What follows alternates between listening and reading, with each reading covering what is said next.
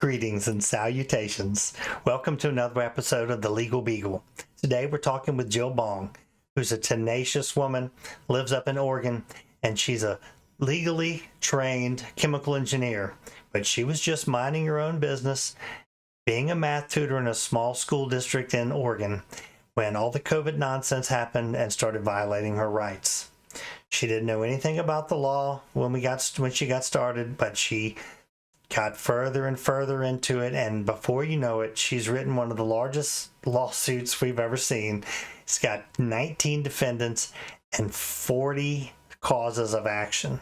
And she goes through it step by step, tells us all the background of what happened for the first hour, about hour and a half, and about an hour and a half into it, we get into all the causes of action and the legal mumbo jumbo. So whatever you prefer, if you want to look at the front or the back or all of it, I suggest listening to all of it. She is a fascinating woman, and she's a woman of her word for sure. We were supposed to do this interview a couple weeks ago, and Jill had to have some surgery. So she, being a woman of her word, has done the interview for us, but she did it from bed because she's still recovering from the surgery. So I hope that everyone can forgive the low lighting on her end, but it's a fascinating interview.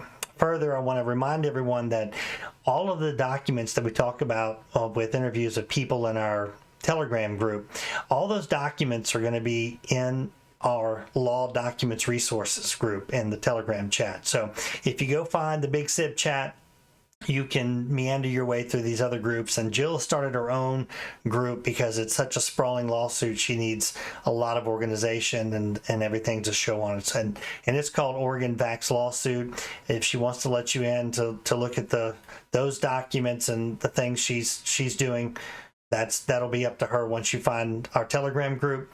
But most of her documents are posted in our mutual group with Alphonse that we share law document resources and case law resources. So just a reminder, come find the Telegram chat, and then there's a bunch of other groups that kind of feed into that one group. So once you get in, you'll find the other links for everything else. But just want to remind everybody that before we get started, people were looking for documents. Well, they're all in the Telegram group. So without further ado, let's get into it. Here's Jill. Welcome, Jill. It's great to see you. Thanks, Gary. Thanks for having me. Of course. I can't wait to hear about all of this. I mean, we've read documents for, I don't know, how long now? A year, 2 years? How long has this been going on? Gosh, I think almost, I don't want to say 3, 2.5. 3.5 years. Wow. And so what, do you just have one lawsuit going on, or is there multiple? So I have multiple lawsuits going on.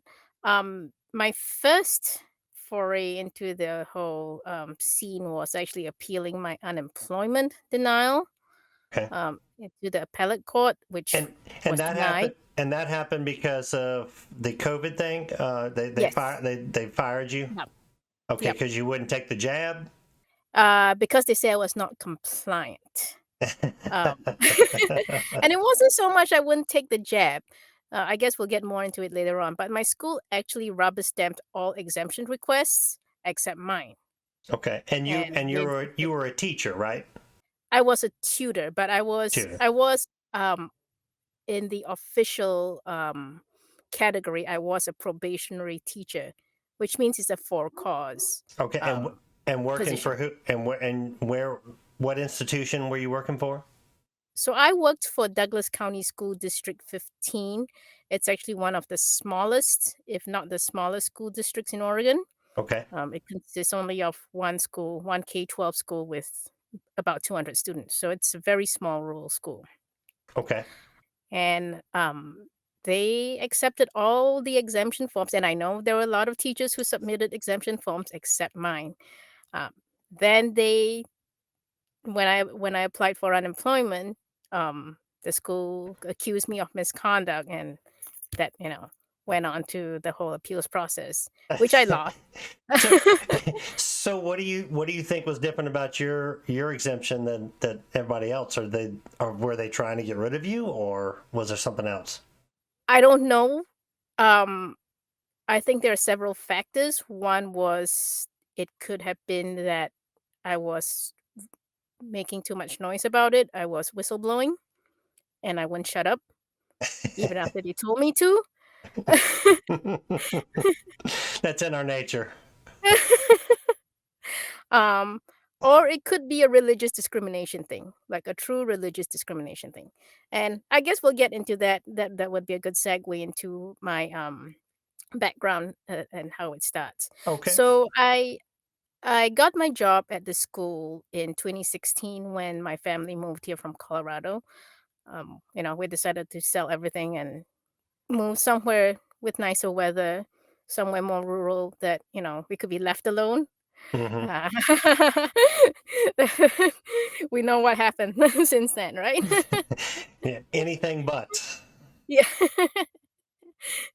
So after we moved to Oregon, I saw a posting for a math tutor for the school, and I applied. And it was never supposed to be a permanent job. It was supposed to be actually only for a semester, basically to help one of the students with calculus, and that was that. So we did that. Oh, I did that. The student actually ended up not doing calculus, so I was kind of left, in limbo. But the school decided to keep me on at that time, and this was before. Oh, I was hired by the superintendent before the one that fired me. So that was his predecessor. So a little background about the school is that I allege that this school has a history of adopting screening tactics in their hiring process. They hire a disproportionate number of Christians. They use screening tactics such as screening for what educational background the teacher has. Usually they come from Christian schools, Christian universities.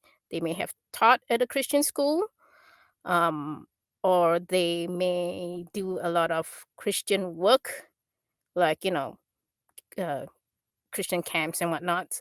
Um, there was one more thing. Oh, they may hire through the local church channels.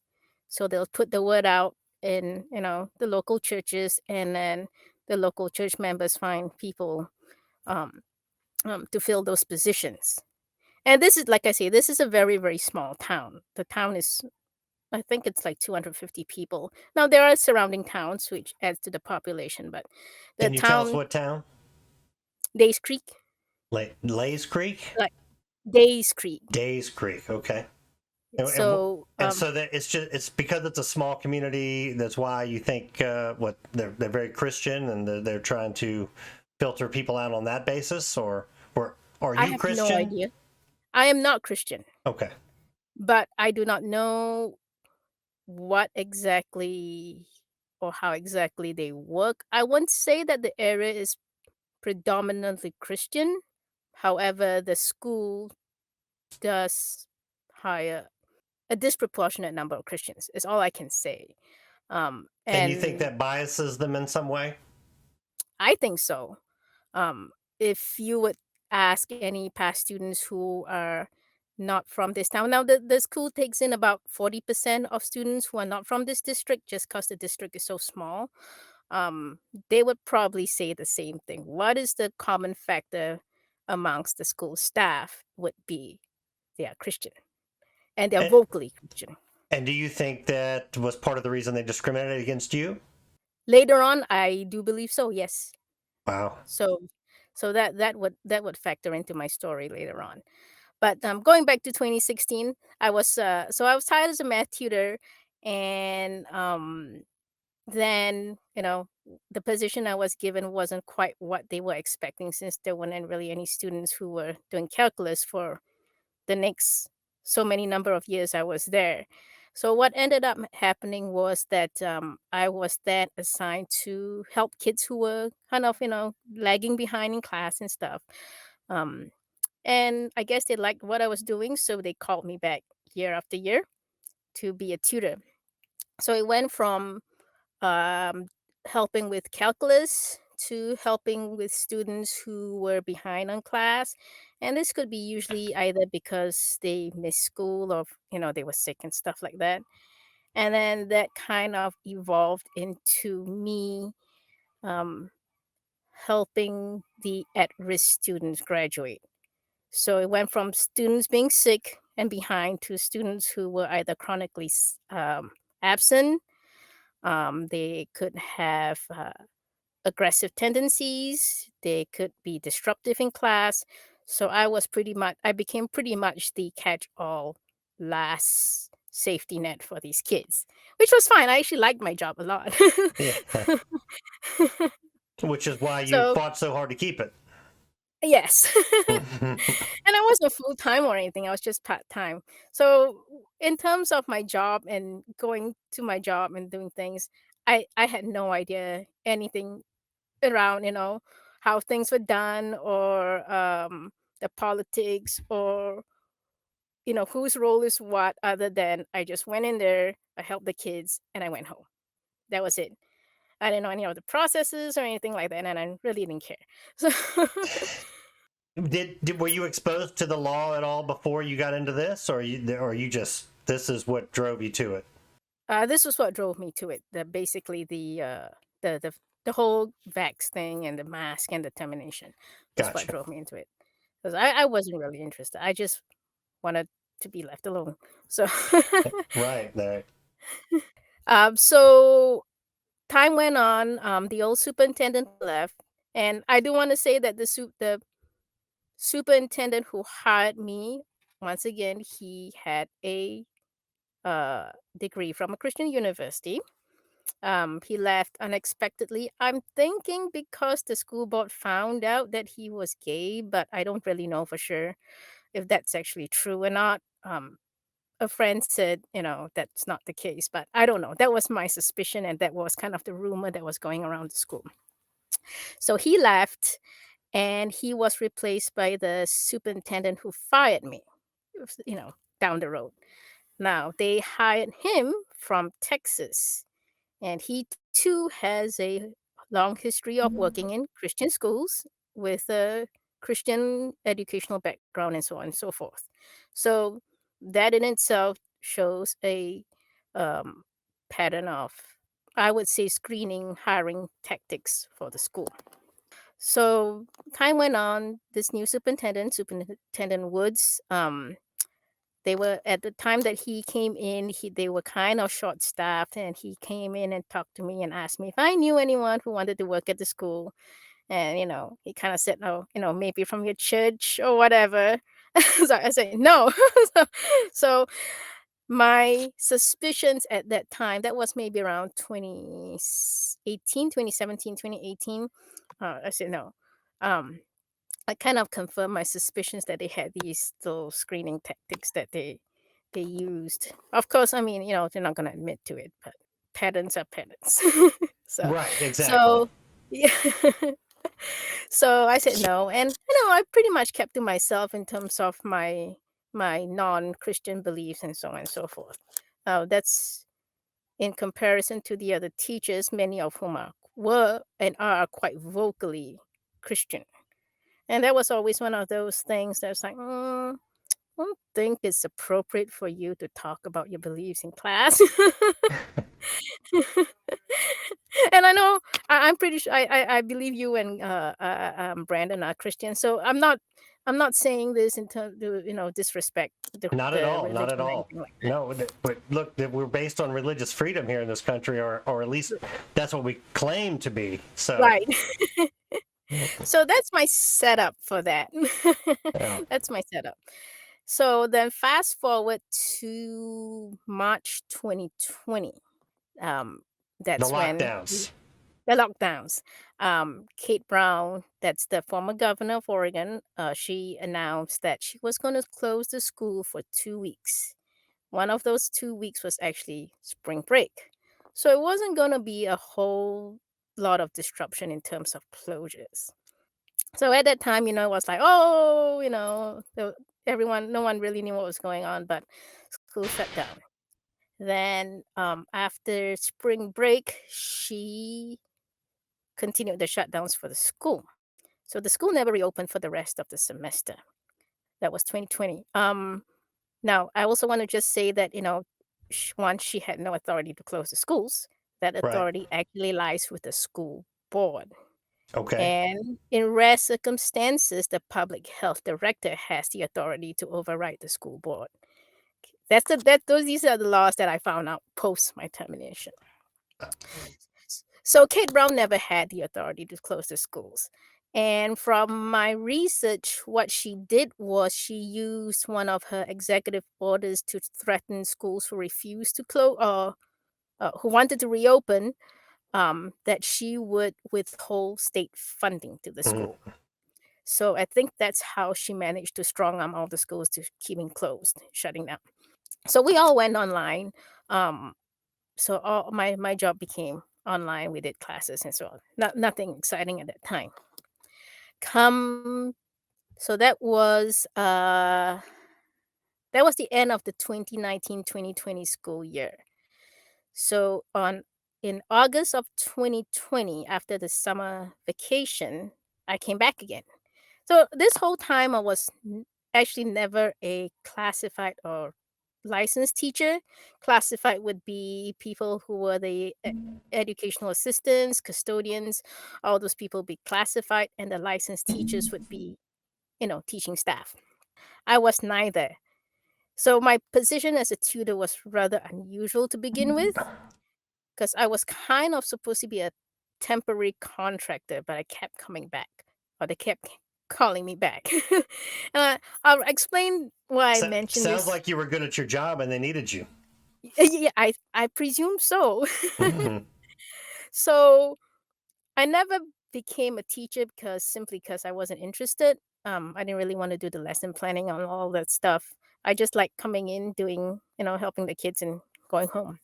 Um, and later I would find out that this me being neither a classified or licensed teacher may have been some cause some problems with the union not being happy with the school.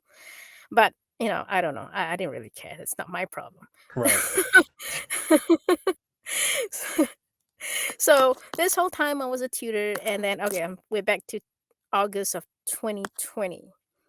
All the schools were still closed in Oregon, and we were actually one of the first schools in Oregon to reopen for in-person learning, um, just because it was very rural and the size of the school was really small. So I don't know. I'm pretty sure we were one of the first. So we were actually open for a whole year, over a year before the vax mandates came in. So we went back. And y'all were all wearing There was kind masks of and a that kind of stuff at this point? yes, yeah, yeah. So we were all wearing masks, and we were doing spread out the tables, and they extended the class to different rooms, and oh, they got teachers to sanitize the computers and the tables after each class and all that stuff, Right. which was fine. We all agreed to do that. I wasn't happy about the whole mask thing, but um, we just did what we were told basically. So we did that. Oh, I have to tell you, Gary, the mask thing. It was so disgusting what the kids would do. They would like stuff the mask in their backpacks. They would leave it in the bathroom sinks, on the toilet, on the floor, on the desk, and then they'll put it in their faces. Probably did a lot more They damage than if they just never had Oh, them.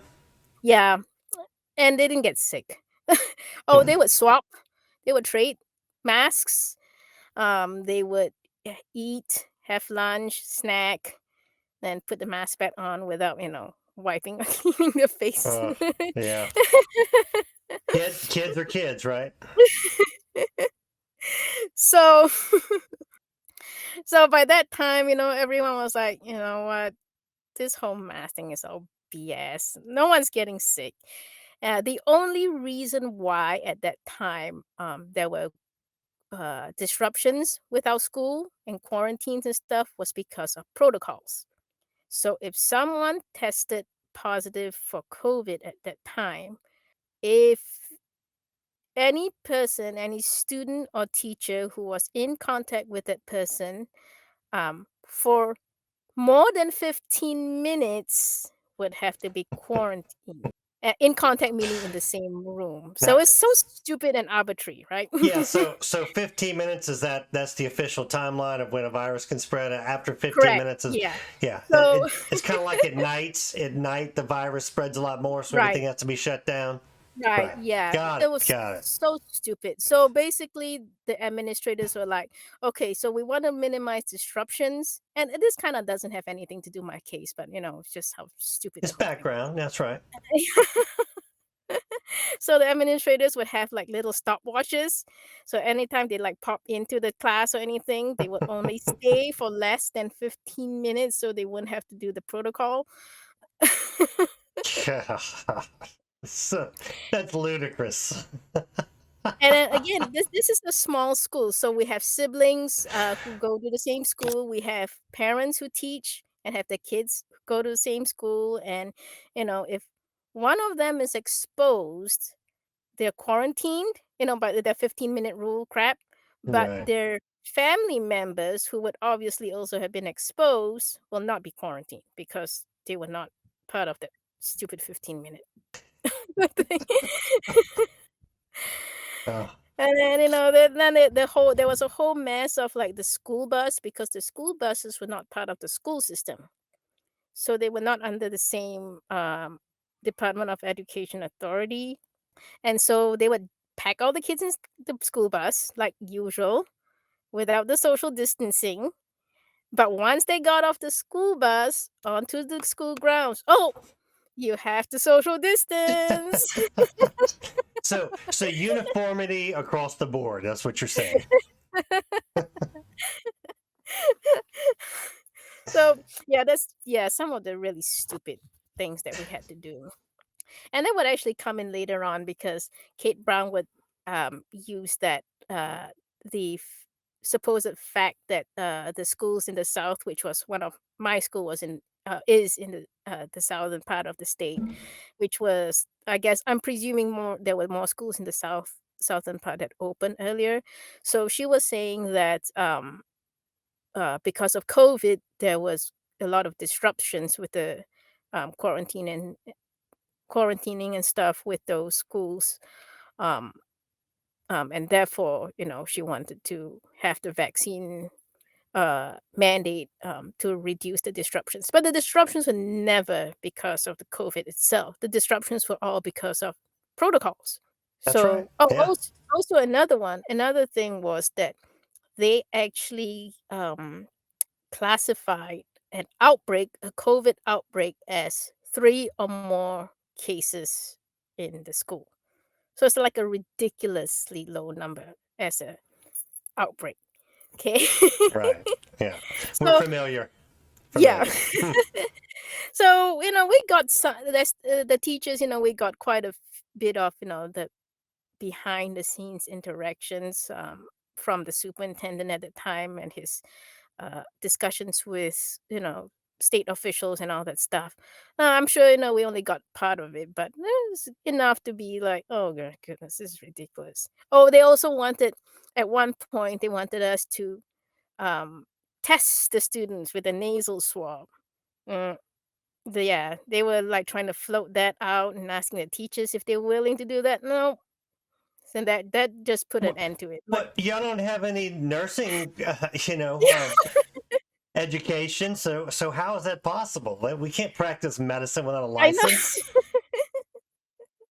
So so a lot of it was so arbitrary, and they were just like feeling and testing to see how far they could go with it and how far they could push us. And if we Exactly. just all went no, and we didn't even have to, even say much. It was just one of those at the staff meeting. The superintendent said, what if teachers did testing, and the teachers were like, and that was that. There was another one that, they wanted the teachers, this was for the elementary section, obviously elementary school. They wanted the teachers to oversee the students putting on their masks and then, removing their mask when they take a bite and putting it back on when they eat and taking it off. Stupid crap like that. And the teachers were like, nope. And that was that. And so that's proof that it's about the people, and what the people will Yeah. tolerate, they will Yep. push until you Mm-hmm. decide, no, we're not going to Yep. do it. So Yep. wake up, people. Yep, that was it. It was so obvious. They were trying to push, and a simple, like, reading of the room, and it was like, "No," and that was that.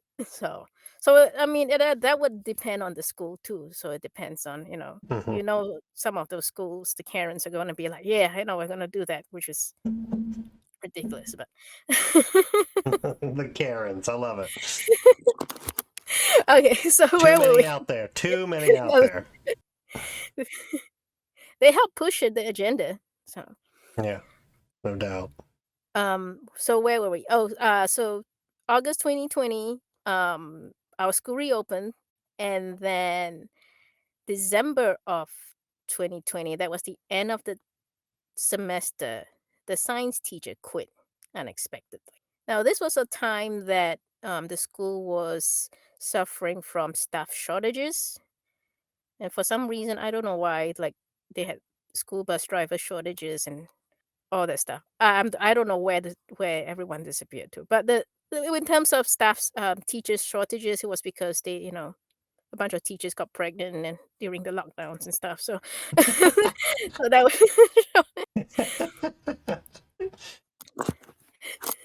so yeah, that's a side note there. but Right, right. but but so the science teacher quit unexpectedly, and they were not able to find someone in a short time.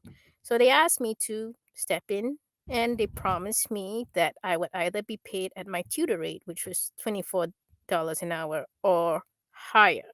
Now, at that time, there was also actually a physical posting of the job, which offered 29.83 an hour for that temporary science teacher position. So, looking at the posting, I presumed that I was going to get paid 29.83 as is posted, and I agreed to help step in and take over the science classes. So whatever science classes interfered with my tutoring classes, I would do the science class instead of the tutoring, basically, was how that worked. So I did science and chemistry for that time. Now, when that happened, when I accepted the position, they gave me a contract, which I never had a contract before. It was pretty much an implied contract every year. And that's allowed in Oregon if you have a contract that ends within a year. Okay. But they gave me a contract. So they gave me a written contract, and I just, read through it, signed it, and the moment I signed it, I was like, "Wait, it says 29.83 a period." Now, a period is not 1 hour, a period is an hour and a half. Mm. So that now, a period used to be 50 minutes before they changed the whole scheduling. So in the past, it wasn't really a big deal. It's actually positive that they did it by period. But when they changed it to an hour and a half, and I'm sure it's not because of, the contract, it was just one of those scheduling things. But when they changed it to an hour and a half, You're well, you're you're more generous in giving him the benefit than I am, but right. sure. All right. I'll give them the benefit of the doubt. Right. At that time, okay? At that time. Right. So I was like, that's not right, obviously, right? So immediately I emailed HR and I said, I signed this, but I didn't realize that it said per period. Can you change it and change it to per hour, and I'll re-sign it? And sh I don't remember the details of it, but was just, dragging it out and he and her. So I was like, okay, um, was this on purpose or was it an accident? The longer she dragged it out, the longer I'm thinking it's not an accident. So I made some noise about it in the beginning. I complained to the superintendent, and he said that, well, we'll settle it, but I did promise you 24, what you are paid 24 an hour or more. So I will make sure that you're paid 24 right now, and that is part of our deal. So I kind of let it go at that time. Because at the 29.83 per period would be like, I think, $19 an hour or something like that, which is Right. Yeah. About half the less than what I was. price. Yeah. Yeah, yeah. So, I kind of went through the whole quarter, and between some at various intervals, I'll email the HR and the superintendent and bitch about this discrepancy and stuff. And the superintendent said HR had some personal issues and blah blah. Okay, fine. However, your personal issues shouldn't be affecting my pay rate, you know? They like to consider all problems when they're on I their side, not on understand. yours, but on their side. No, yeah. Yeah. I understand. I'm not gonna, kick a fuss about you taking time to deal with it, but I do expect to be reimbursed when you are well and I get paid appropriately. So that didn't happen. I continued to be paid at 24 an hour, which I was not happy about because teaching um, requires quite considerable amount more work in terms of prep and stuff, especially for a subject that I wasn't teaching at the time. Right. Um, Plus, I was doing labs as well, so I was pretty much coming up with fun labs for the kids. And this is during COVID, so I wanted to do stuff that was fun, that you know, not too serious. We made soap and all that stuff. Um, so it's quite a bit of work, which I'm okay with, because I do like the kids, but I do expect to be paid what they said they were gonna pay me.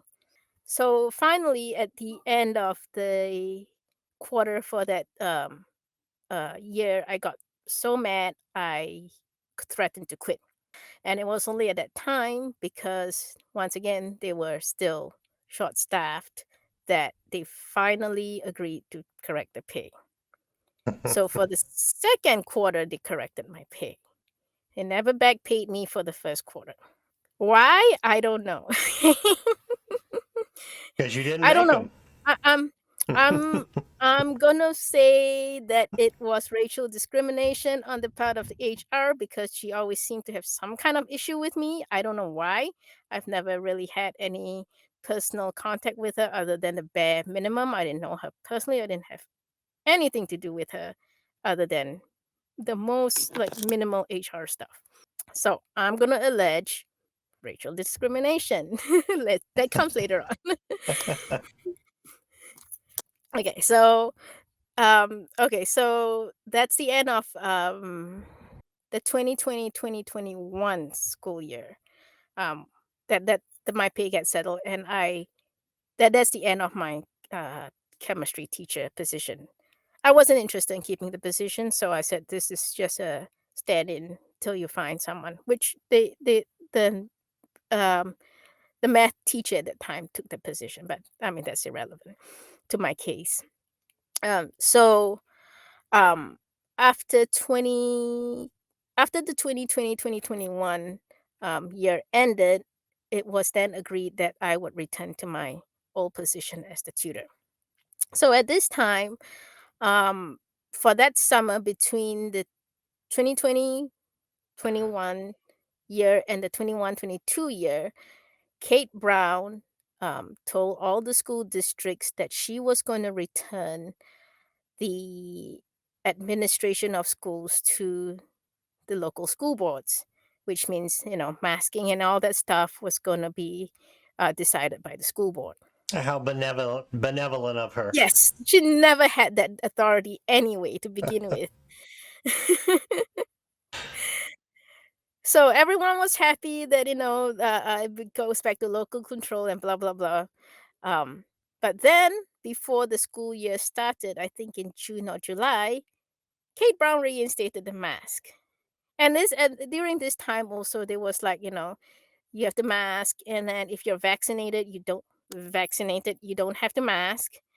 And then They got, they tricked everyone to getting vaccinated, and then they reinstated that whole the mask thing again. And that's when she reneged on her um, promise that the schools will have local control and instituted masking for schools again.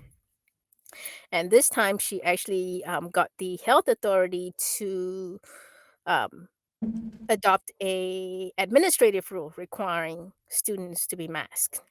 So the whole year that we were in session, there was no real uh, administrative rule governing the masking. It was purely based on threats of school closures and job losses and all this stuff.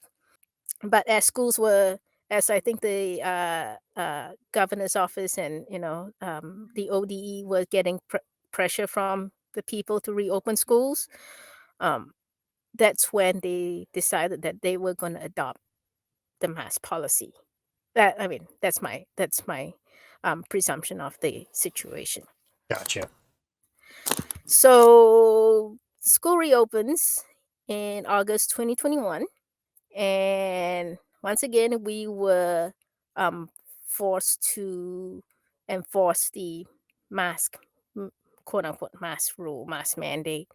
Um, this is the biggest one that really got to me. And the mask rule actually has not been repealed. It's actually still What? active, although yes, they supposedly rescinded the rule, meaning they're not going to enforce it. However, based on my research of administrative rules, they rescinding a rule is not an option for um, administrative rules. You can adopt a rule, you can adopt a temporary rule, you can, I believe, you can modify the rule, or you can repeal the rule.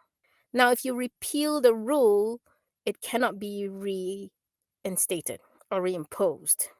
But what the OHA did is they have linked the mask rule to their own form or whatever order that says that they have rescinded the rule and they will not be enforcing it, which means nothing in terms of administrative rules from my research. Um, so basically, they can pretty much remove the reinstatement. Or I don't even know what funny words they're Or gonna use use. selective enforcement, right? Yeah, exactly, exactly. Okay, so a face covering means a cloth, polypropylene paper, or other face covering that covers the nose and the mouth and that rests snugly above the nose, below the mouth, and on the sides of the face. Now, what is polypropylene? Polypropylene is a plastic. So they wanted us teachers to enforce a face covering, a plastic, or could be a plastic face covering that extends around the nose, mouth, below the nose, above the nose, below the mouth, and on the sides of a face snugly. What does that mean exactly? It's arbitrary and capricious. Not only is it arbitrary and capricious, that is a suffocation hazard. Yeah, Is it don't not? they print all the on all the packaging for toys? Don't let your kids play with the packaging because they may smother. I mean, They do. isn't that what we're doing? That is a face covering, which may be plastic, which is what polypropylene is, snugly covering the face, the nose, mouth, and around, the sides of the face is a suffocation risk. And so I brought this up in an email to my superintendent and the administrative staff, and I brought this up, and I sent a very nicely worded email about this rule. And I said, "W- this is a liability for us as teachers who are told that we have to enforce this on the threat that we could lose our teaching license if we do not enforce it. Um, and who exactly is going to um, cover this liability? Because At that time, I didn't know out of scope and stuff like that, but I could see that it was a liability for teachers to enforce something like that. And, the superintendent, said that, "Oh, we don't, you have to enforce it, but if the kids don't want to wear it, we don't we will use grace and some BS stuff like that." So it basically just did not address the situation. And here is what I found out later on after I was fired, that 1 second. There is a law in Oregon that prohibits the use of restraints on public school students. And what is a use So, of restraint? sounds like a good law. Yes. So ORS 339.288 prohibitions on the use of certain restraints. The following types of restraints are prohibited. Following types of restraints on a student in a public education program is prohibited. One of those is any restraint that impedes or creates the risk of impeding breathing.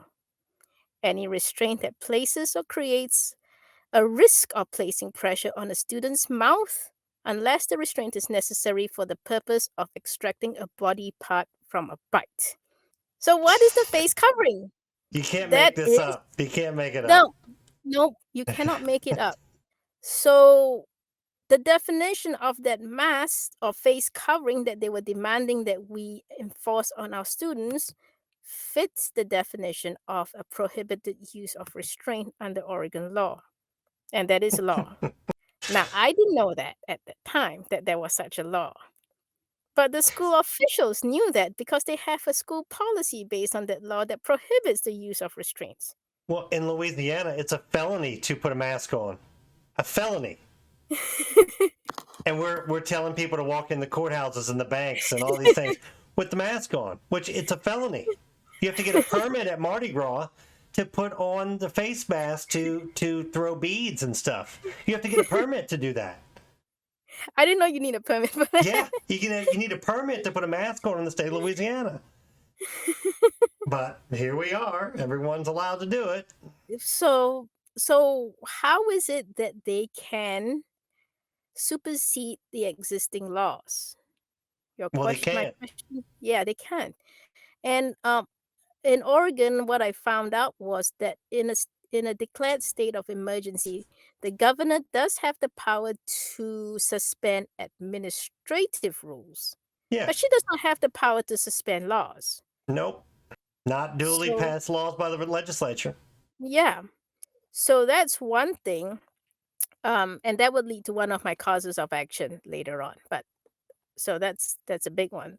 Um, Pretty much coercing teaching staff to enforce public health mitigation services uh, without pay and under threat of loss of job or loss of teaching licensure. Okay, that was a, that was just a mask. That was just a mask. That is a cause of action that I have under the 13th Amendment, um, involuntary servitude. Oh, the lawyers love love that claim. It does not sit right with them at all, but it fits. So we'll t- we'll talk about causes of action later on. Okay, so then we got the mask. That was when school started in August of 2021. Um, and then in mid-August 2021, Kate Brown decides that she was going to impose the vax mandate on healthcare workers and K 12 employees. And then I find out that she actually imposed that mandate in a tweet. Oh, is that the official legislature now? Yes, it was in a tweet. So in her tweet, she says that I've directed the Oregon Health Authority to issue a rule requiring all teachers, educators, support staff, and volunteers in K 12 schools to be fully vaccinated against COVID-19 by October 18th or 6 weeks from FDA approval, whichever is later. So it is a tweet there. All right, I'm gonna stop sharing that. All right, so that was from my timeline. That was August 19th. I believe the OHA implemented the temporary rule on like the 26th. So it supposedly took them only a week to uh, come up with that whole bunch of stuff there. And the AG apparently claims that that's not a conspiracy because, it was just timing, pure timing that, they all Yeah, came up with this together. that seems reasonable. On the day that Kate Brown, yes, go ahead.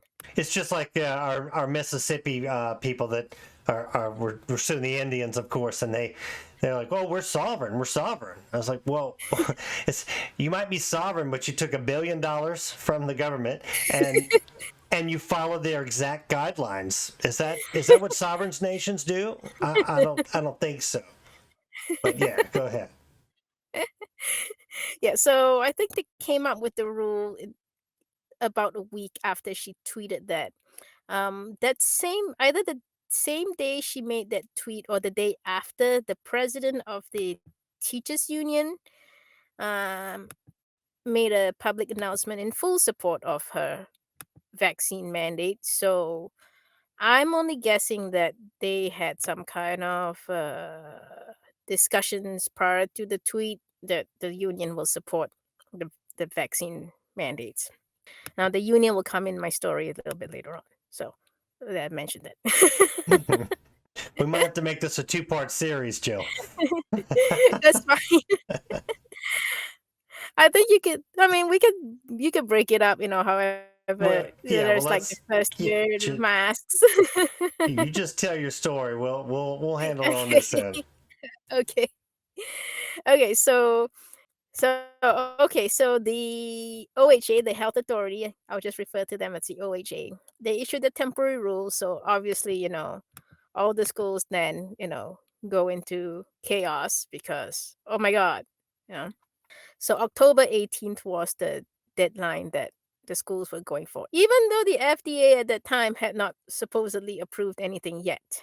So they were already all ready to implement the vax rule by then. Okay, Yeah, it seems like a so lot of these school districts and other things were emailing about this event before before it ever was a thing.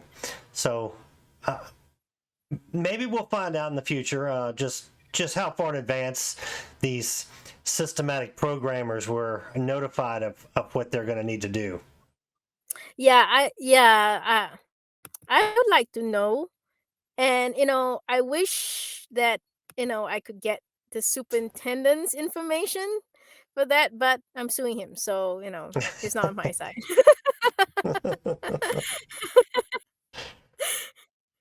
They tend to so be less forthcoming once you serve them a federal lawsuit. where we at? Okay, so this is mid August. So at this time, I was back in my tutoring position.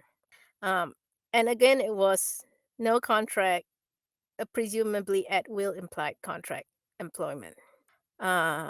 And then I started making noise about the vax mandates. And I got into a group. It was more of a patriot mythology group. Um, and I got my hands on their notice of liability package. It's a 40-page document and there was a lot of patriot mythology and stuff in it. You know what that all that crap is.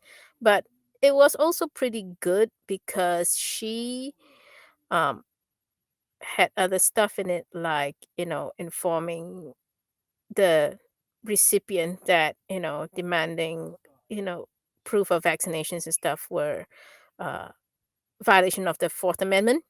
Well, that's why Um, the patriot mythology is so dangerous because they have just enough truth in it to make right, you right, to make you, oh right. well, it might be right, Yeah, and then you yeah, get into trouble. yeah. So, but it did. I think it does help me in my lawsuit because it gives me the element of uh, retaliation later on. even though I didn't know at that time. Sure. It informed them that, it was a violation of the Fourth Amendment, that the mask and the vax and everything was EUA and a violation of the Belmont Report and all that stuff. So it was quite comprehensive in terms of informing the recipient that um, the sender, had in good faith belief that they were violating the law, and it was in violation of public policy. And I didn't know that at the time. I thought, sending that stuff would stop stop Yeah. things.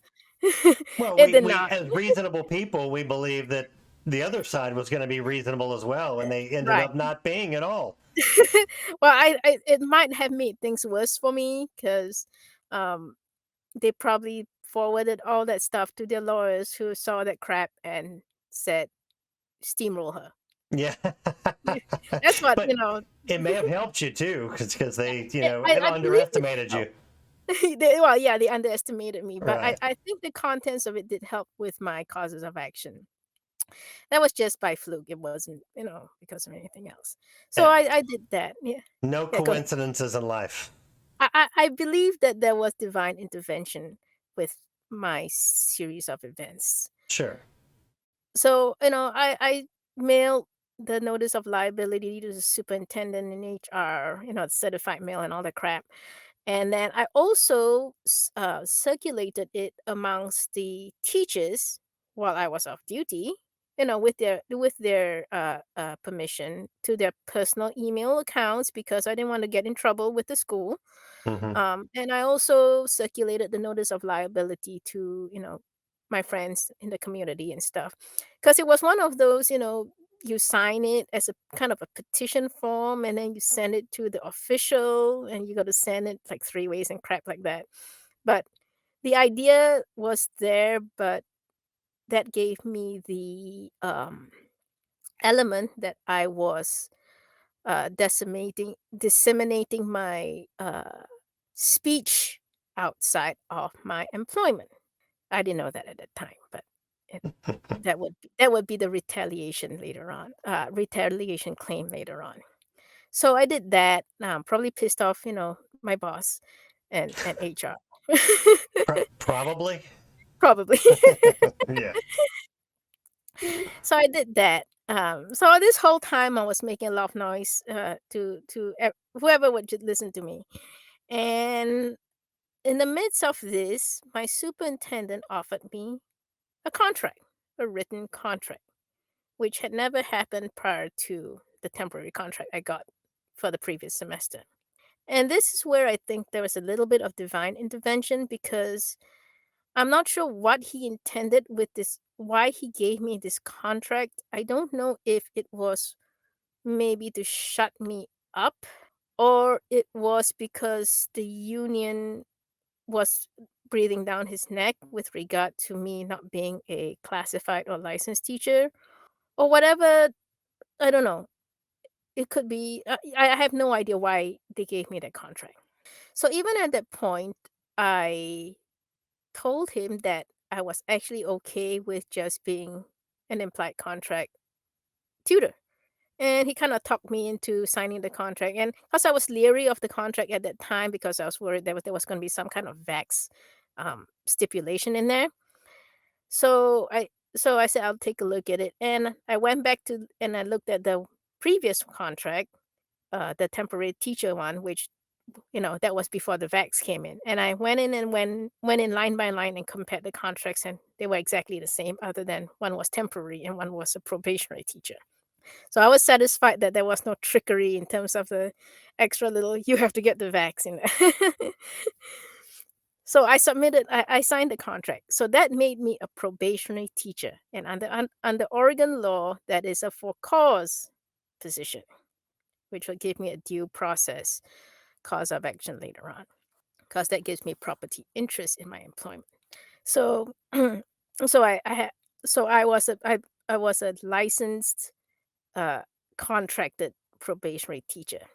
Now, at this time also, the school was requiring all staff to submit a mandatory survey.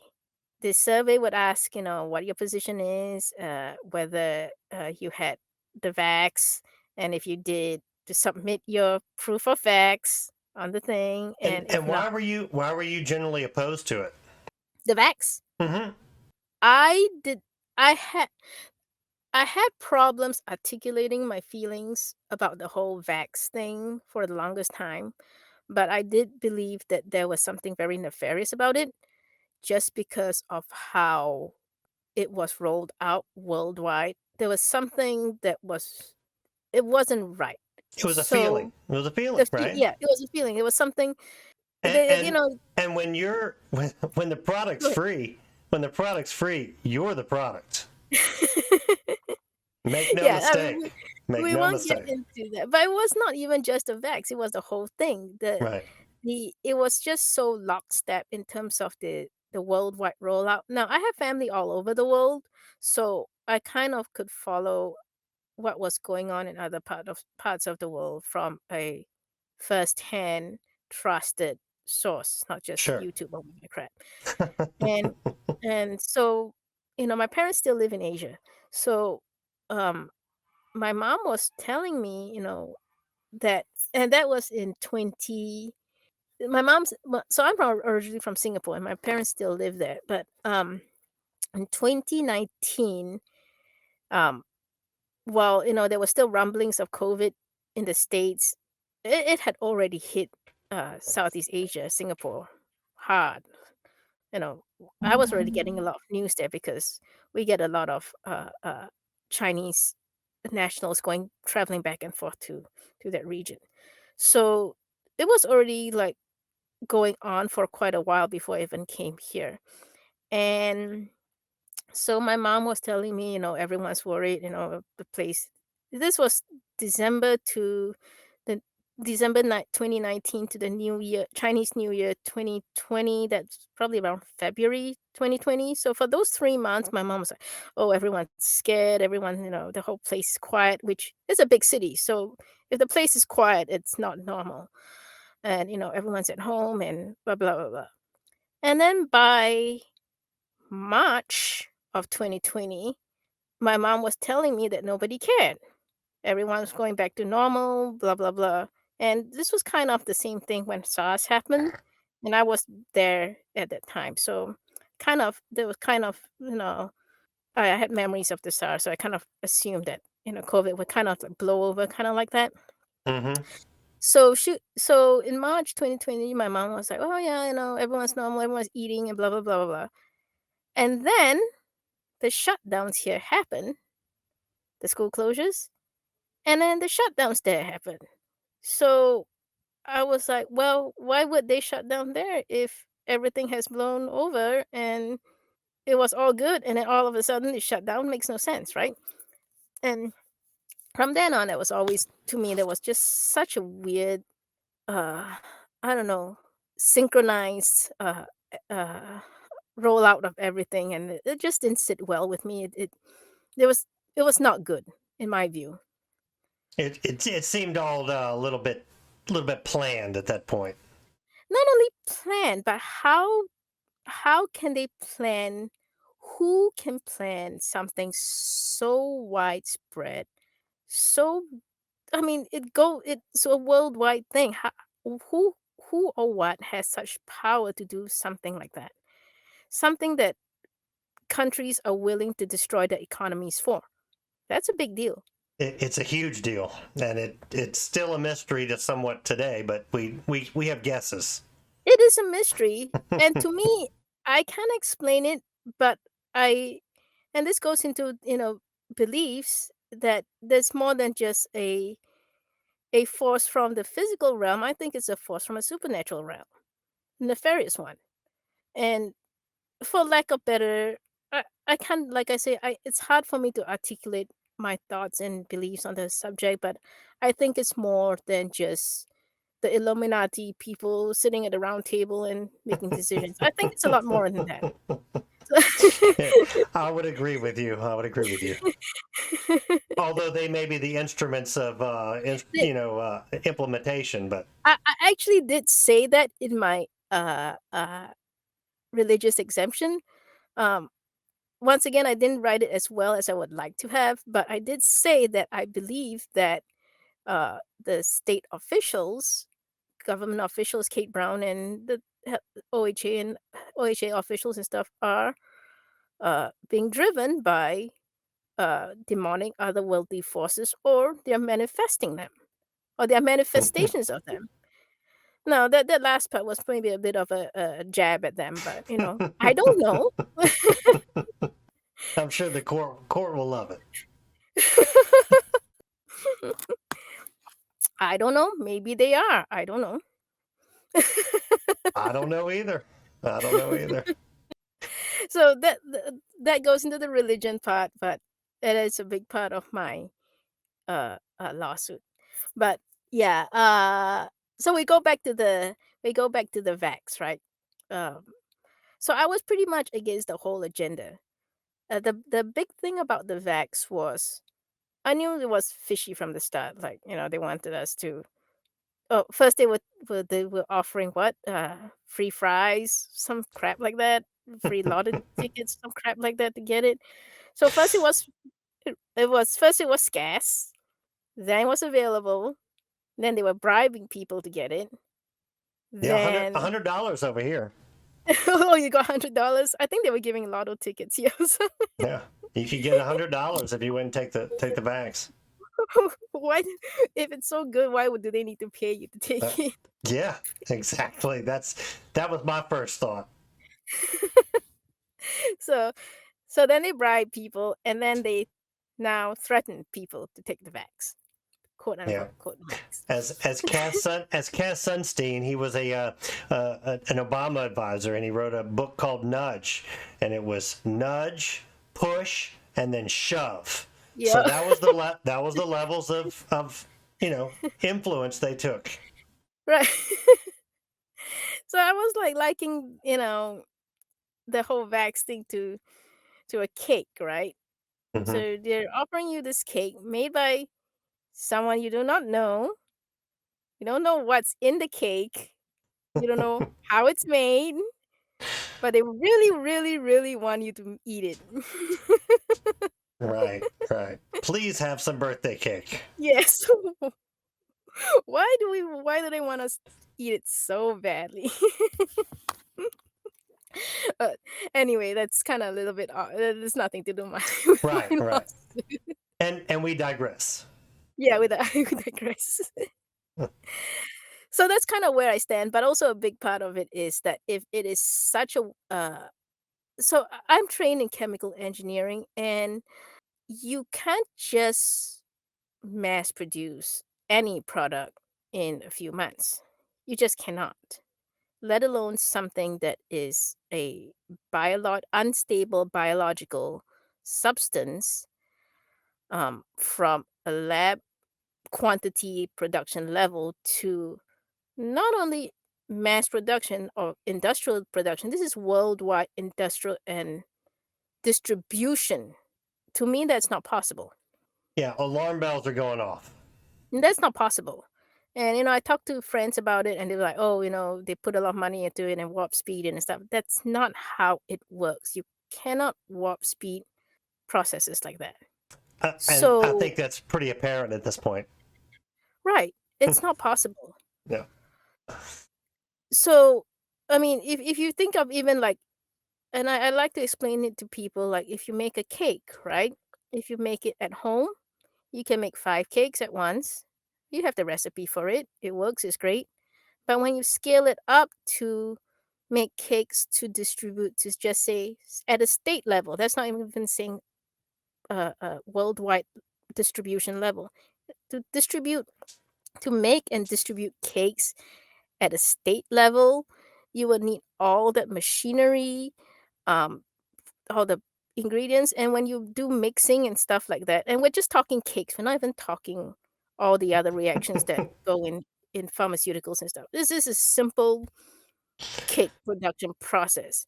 The mixing and all that stuff, the heat exchanges, all that stuff, the whole process changes from a small production level to that kind of thing. So it's just not possible in my view. So my question would be, And this was just going on in my head because no one cares, about stuff like that. No one thinks about stuff like that.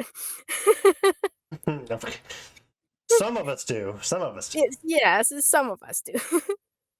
So then my question was, how did they scale up that whole process in such a short time, which to me is not possible? Or if they already scaled up that process and had everything available for distribution, how did they do that without anybody realizing what was going on and not saying anything? I don't know. It's hard to Once say. again, I'm a very logical and rational person, but when stuff like that, I mean, I feel like there's some supernatural thing going on here because unless you have something logical that you can, put in there to explain to me how that's possible, I'm not putting the two and two together. So I'm at I a don't know. loss of words. So I have no idea. so so I'm gonna put it as something not of this world, and that's where I'm kind of standing on when in terms of also my lawsuit, basically. So And that's I your just feel justification for yeah, calling that is them my demons, justification. but Yes, they are demons at this yes, point. I mean, they're religious yes, demons. yeah. But honestly, I don't have to justify anything when it comes to No, religion. So, right. but like I say, I have a logical mindset, so that is my thought process on how I came about to that conclusion. Gotcha. um, okay, so that's the vax, right? So where were we at? So oh yeah, so I was making noise about the vax and stuff. Uh, so word got round to the superintendent that I was, making noise about it, and then he called me to his office, kind of talked to me about it, told me to stop talking about the vax and the vax rule and stuff like that, and blah blah blah. So I kind of agreed to that, but then continued continued talking about it.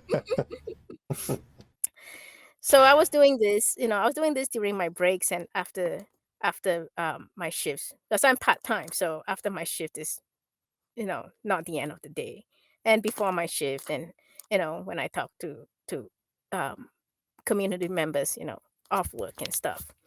And then one day, so there were a handful of teachers and teaching assistants who were very against it. But so we would on our breaks and stuff we would just speak out, talk about it against, we'll talk against it in private conversations in the staff room and stuff. Sure. Um, so one day I was talking to one of these teachers, and then in the staff room quietly, and then the one of the administrators was in the staff room, and she came over to my conversation and said to me that the superintendent had already told me not to talk about this, and to and that she didn't want me to get in trouble. So and she didn't want me to talk about it anymore. So, fearing repercussions, I stopped the conversation and just left the room. That comes to chilling my speech later on. That so it's not a big thing, but in terms of a cause of action, it is. Absolutely. It Right. is a big thing. So that would be one of my causes of action later on. Um, then what happened? Okay, so there was a survey that we had to fill out. It is everyone had to fill it out, and then with the survey, you either submitted your proof of vaccination or um, that you would submit the OHA prescribed exception form, your exception request on the prescribed form. And so the superintendent already knew that I was against the whole thing, and he just said that just fill out the form, you know, sign it. You don't even have to even say or explain your religion, um, which you really don't under Title VII. And case law have the courts have said specifically that asking more than um, the accommodation or exception is uh, I don't know what word they use, but it is not appropriate. It's over the line. Yes, they didn't use those words, but it is over the line. Right. But that was what the the the VAX rule required was that it required you to use the form and explain why your religion prohibited you from getting the vax, something to that effect. Um, or you had to submit your proof of vax, which required your name, your position, your job position, your birth date, the place, date, the location, date, and type of vaccination received. That's what they wanted for proof of vax. In my view, even if I had that, that is a gross violation of privacy. So so everyone filled this mandatory survey. And later on I find out reading case laws that they could ask you to fill out surveys, but I don't think it was to that extent. I didn't read the details of the case, but it wasn't to that extent, obviously. Hmm. So so I filled out the survey, um, declining the whole patriot mythology thing, declining to either submit the proof of facts or the OHA form. Now, I declined to submit the OHA form because I said that even though the superintendent said that he would put all the forms in a confidential box and no one would see it, I actually said that even though no one would see it, the spirits would know that I had filled that form, and therefore I declined to submit that form. And I did believe that. I do believe that there is a spiritual element to it. And I've never really been like religious, but I do believe that there's a spiritual element to it. Which is So that's absolutely why, your right. right. It can be illogical and inconsistent. Um, so that's what I wrote in my survey, which I submitted. But remember, the survey had to be accompanied by the proof of vax or the OHA prescribed form, which I did not include in there.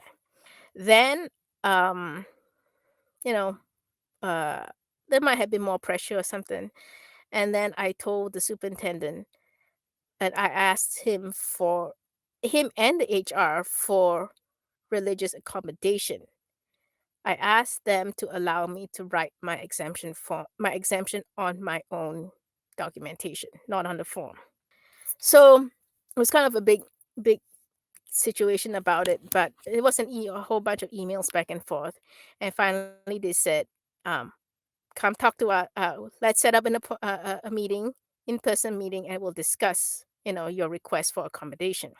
At this time, now I also have autism, and this was not something that was not really disclosed to my employer, actually at any time at all.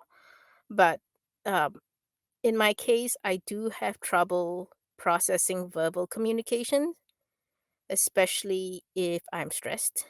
So I tend to hear only parts of what people say a lot of times, and half I hear half, and the other half is just gone. Um, so So, as some part people of might the might consider that a blessing. As part of the meeting, prior to the meeting, I emailed them and asked them for an ADA accommodation to provide me with written notes of the important parts of the meeting. Basically, I needed it in written form, just to make sure if I missed something, they give it to me. So I did that. Then I had the meeting. I think that was October 4th or 5th, 2021. Um, I had the meeting, and there after some back and forth, they said they would accept my uh, religious exemption paperwork on my own, just my own without the form, basically. Um, so I was happy with that, and at that time, I was still very careful. I said, I'll think about it, and then I'll let you know if I'm gonna do it or not, and blah blah blah. So I thought about it over the weekend, and then I emailed them and said I'm gonna submit my religious statement on my own documentation. And at this point, because they said that they would take it, I was feeling very comfortable because he had already told me that they were going to rubber stamp approvals of all religious exemption, which they did, except mine. But I didn't know that at that time. So I spent time, formulating my religious statement. Um, and I that's where I put in, that I thought demons were driving the hands of Kate Brown and all this stuff. And I also explained in there that's why I don't want to use the form. And once again, I didn't articulate it as well as I would have liked. Yeah. Um, but I Yeah. kind of explained also why I didn't want to use that form as part of my uh, explanation. Once again, we don't have to do that at all, but I did that. But but they see that you're articulating things nicely now, don't they? Oh yeah, it takes a long time though. It takes a long time. Right. So I did that, and they told me that I have to submit my form or my exemption by, I think it was October 14th. So I told them in an email that I would do it. I confirmed that I would submit my form sometime on the 7th or 8th, and because I wanted time to try to write it as best as I could. Oh, also they never gave me the written points down for me for that meeting, but I didn't really care because, I was pretty comfortable that I got what I wanted, which was to not have to use the form basically. Hmm. So I submitted my letter on the 14th before school started. Then when I went into my class, uh, well, not quite, a little bit after I started the class, superintendent came in and introduced me to Mr. Jenks. Who is Mr. Jenks? He is going to be a new math tutor. Hmm. This is the same day that my exemption request was due. So, okay. Well, I wasn't feeling good about that because, as far as I know, I was the only math tutor the school had ever had. There was no reason to have another math tutor for a school of 200 students. Um, so I was not feeling good, obviously. But, I tried to play it cool, and, he was there to shadow me all day, which was not a good sign because shadowing one of the teachers all day means that they're gonna step into that teacher's role. That Or was how replace you, things were. yeah. Yeah, yeah. Now it could be a sub, but they're not doing that for a sub for my role. So so he shadowed me for the day, and I kinda talked to him. He's a nice guy, and I find out that he is a member of the local church. Surprise, surprise. Surprise, surprise. So, okay. So we had that going. And then towards the end of my shift, the superintendent stopped me on my way to class and he said that I need you to attend a meeting with me, HR, and the union rep to ensure that the rights of union members are being uh, uh, followed or some crap like that. So obviously I was confused because I'm not union. I told him that I'm not union, so I don't know why you want me there.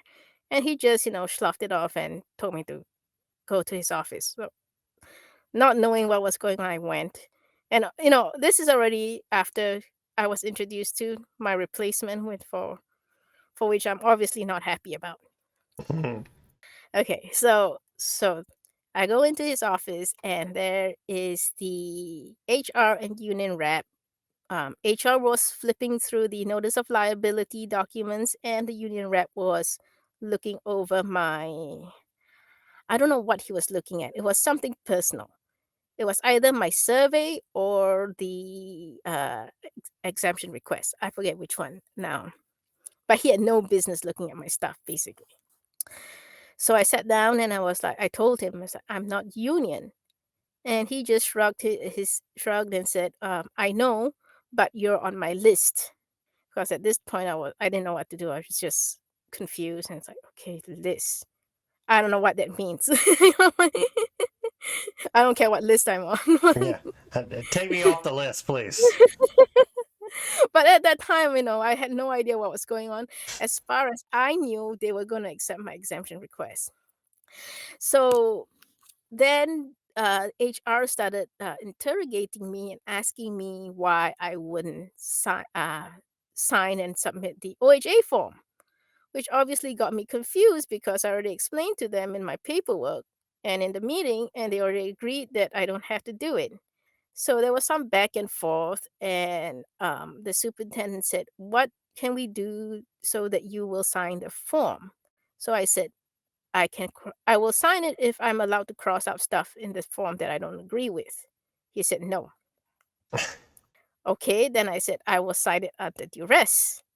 Then they kinda looked at each other, and then they looked at the union rep, who said that if it's signed under duress, then the form is not enforceable or something like that. So then the HR turned to me and said, "Well, you have to sign the form without any of that stuff," and that was that. Or quit. So I said, "Well, I'm not gonna quit." You're gonna have to fire me. Yeah, I said, I'm not gonna quit. You're gonna have to fire me." I'm pretty sure I said that too. I'm not gonna quit. And I'm kinda glad at this time because, as I said, I joined that, kind of a patriot mythology group, and there were actually people in that group in healthcare who were already fired, months earlier.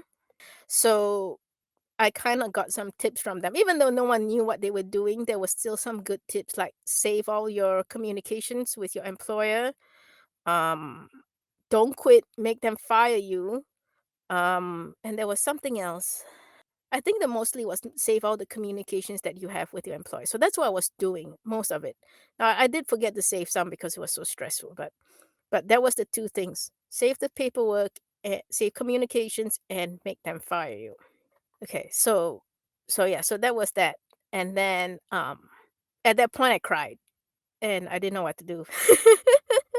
'Cause I was so stressed, I just cried. So I said, "I'm not gonna quit, you're gonna have to fire me," and they said that, "Well, you still have a few days because it's a 4-day school. It's Monday to Thursday only," and that was a Thursday, and they said, "Well, um, Monday the 18th is your last day, and you have the weekend to think it over to see if you're gonna submit your, exemption form, the OHA prescribed form." So I cried and I was like, "Oh," "Yeah, I'll think about it and blah, blah, blah." But I didn't wanna do it, but, in the end, I actually did, but I didn't wanna do it, and quite obviously, they'd already made their decision because they had someone ready to replace me at the time. Right. So, that was the 14th, and then we had the 3-day week and, where, was a very difficult time. And then on Monday, I caved and I submitted the OHA form, but I signed it under duress. So it was I just put my name, my birth date, which they had no business asking me for, and I signed with a notation under duress, not my name. So I did that, and then I gave it to the superintendent, and he said he could not accept it, but I told him to take it anyway. All these bureaucrats and their damn paperwork. In the meantime, I had Mr. Jenks, who was in my classroom sitting at my desk. Um, Apparently, someone decided that it was okay to rearrange my classroom without asking me. Everything was not to my original arrangement, which was specific to me dealing with those kids. So it was rearranged. I had prizes, which I mean was sponsored by the school that was on display that were gone. And it was pretty bad because the kids were asking about it and I didn't know what to say. So it was quite embarrassing. Um, so it was quite obvious that they were ready to get rid of me and that was going to be my last day. But like I said, I submitted the form. So he said, "I cannot accept the form." I told him, "Take it anyway." And then I did my last day and cried. And, so at the end of my shift, the superintendent called me to join him in the office with HR. And so I tried again. I said, is there anything else I can do to keep my job?" And I was like, what if I go online? Because we've been doing online this whole time. I can still do my job online. And once again, my job is different because in previous years, um, I was never allowed to be alone with the students. There always had to be a teacher on aid with me. I'm guessing it's something to do with the licensing or what my position Or was. union. Oh yeah, I don't know what crap it was, but for whatever reason, there was always someone with me. Um, and even the way the class that I had was set up, it was actually a computer lab that was attached to the math room.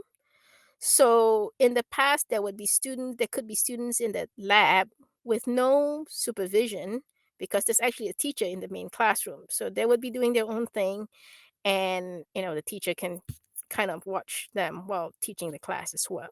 And then later on, they put me in the lab. So I didn't technically physically have to be in the lab. It was possible for me to do it online with the students being in the lab and not really needing any further supervision because there was a teacher in the classroom. So I said, can we do it online? And the superintendent was like, no, because you'll be in direct contact with the students, which was part of the rule, which is ridiculous. Yes, I would be in direct contact, but obviously there's Over no video. way. Yeah, yeah.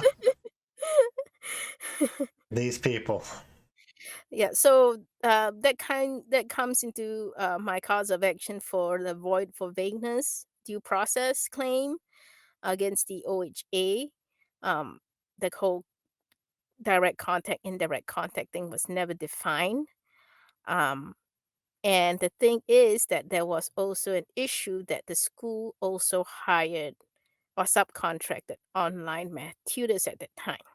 Um, it was like kind of a service that they subcontracted from, and I'm pretty sure that those subcontractors were not uh, required to uh, submit those forms or required to comply with the mandate. So on one hand, he was saying that as an online tutor, I would still have to comply. But on the other hand, he had this bunch of subcontracted teachers or tutors who were not required to comply because, apparently it's a whole different set of rules for them. So that's part of my claim of And so unequal, how long between the time you were fired till the time you decided to write a complaint? like the lawsuit. Yeah. So I was fired. I didn't want to sue them at first because I felt that their hands were tied. Um, but I did some research and I went ahead and filed an appeal with it was an administrative appeal with like a teacher board or something for fired teachers. So I did an appeal for that, not knowing that they had no subject matter jurisdiction over probationary teachers. So I did that, and that was the only thing that I planned to do. Um, and of course, apply for unemployment. And then the thing that when what really changed was about 3 weeks later when I went to the post office, and it was the same day. I went to the post office and saw the school board meeting agenda on the post office bill notice board. And this is standard, they post it like every month. It's not Let like something out of the let me ordinary. guess. It made you mad. It made me no, I was mortified at first. Then I was furious because on there, and it's funny because I almost never look at the agenda. I was sorting through mail and I looked up and I saw my name on there. So on the agenda was a consent agenda for termination of like licensed teachers, coaches, and stuff. Jill Bong, math tutor, hiring of long term sub and math tutor Jenks. So I was I was so embarrassed because once again it's a small town and people do know me. So Hmm. posting that and saying, my putting my name for termination like in a public place. I don't know where else they posted, but that was one place that, most people have a PO box there. So I was pissed. And on that same day, that same time I was opening mail, I got a letter from the unemployment denying me my unemployment because of misconduct. So both things really piss me off. And it's funny that it's the same day, but it actually was the same day that it happened. But yeah, so those things pissed me off. One, you know, I was so upset that they publicized my termination. And two, I realized that the superintendent and HR did not have the authority to fire me. Hmm. So what I found out, like I said, I didn't know all this stuff because I just went to work and I went home. So I found out that that authority, statutory authority, lies with the school board and not the superintendent. Now, the superintendent by law can recommend termination to the board, but he cannot terminate. So I was really mad. This was 3 weeks later. So he fired me without any authority to fire me. And he obviously knew that because he had it up for board voting uh, in the next school board meeting. So he knew perfectly well that he had to get approval from the board. So did you And I show went, up? no, it was already the day after because I was Okay, sick for quite a while. gotcha. And I remember I was sick because I was lamenting to my husband that, if only we hadn't all been sick, we would have gone to the post office earlier. I would have seen the agenda and I would have gone to kind of speak up for myself. But it kind of turned out for the best because that means that I would have have gotten some kind of due process if I'd gone. So once again, divine intervention, I Hmm. think. Hmm. So yeah, so I didn't go because I missed it. Um, yeah, so that's what really got me. So now I was aware of Alphonse at that time, and I had been trying to get on his Telegram group, but I don't couldn't figure out how to do it on my PC, on my laptop. So for 6 months I couldn't get on. So it's kind of just muddling my way through stuff. Um, and then that was in November that I saw the agenda and all that stuff. So I was kind of muddling my way through, and finally I figured out how to get on Telegram. And at that time we were all muddling through, but it was better than what I was doing. So I kind of went off on that. Um, And now you're an expert at Telegram. I wouldn't say that. I wouldn't say that. Anyone that's been to Jill's Oregon Telegram group knows she's an expert at I wouldn't Telegram. say that. I actually got that idea from you, your subgroups. I had no clue that that was, that was possible. Well, I she's saw a yours, I'm like, "Oh." it's an organization, genius. If you go over there, it's just sprawled out case everywhere. Just it would take you months to figure out exactly what's going on if you didn't organize it. But it's all there. It's all there. I Oh, Gary, I don't think it's all there. I keep finding more and more stuff to add Well, in well, there. sure, but you have a lot there. There's a lot. I do have a lot, Yeah, but I also have a huge case, so no, no doubt. And let's get into that. Let's get into so, that yeah, big case. so our story kinda ends there anyway, right? Right. So, okay, so I got on, the Telegram group, and then, I was just going back months, kind of reading and learning and stuff, and then I found a complaint by this New York doctor. I think it was very early because he was trying to sue, a store for requiring him to wear a mask or something like that. So I kind of based my early, pleading off of his. I had no clue how to write that stuff at all. So I just copied his stuff, and then I was like, I couldn't figure out how when am I supposed to know how to write all this stuff on my own. But that was my starting point.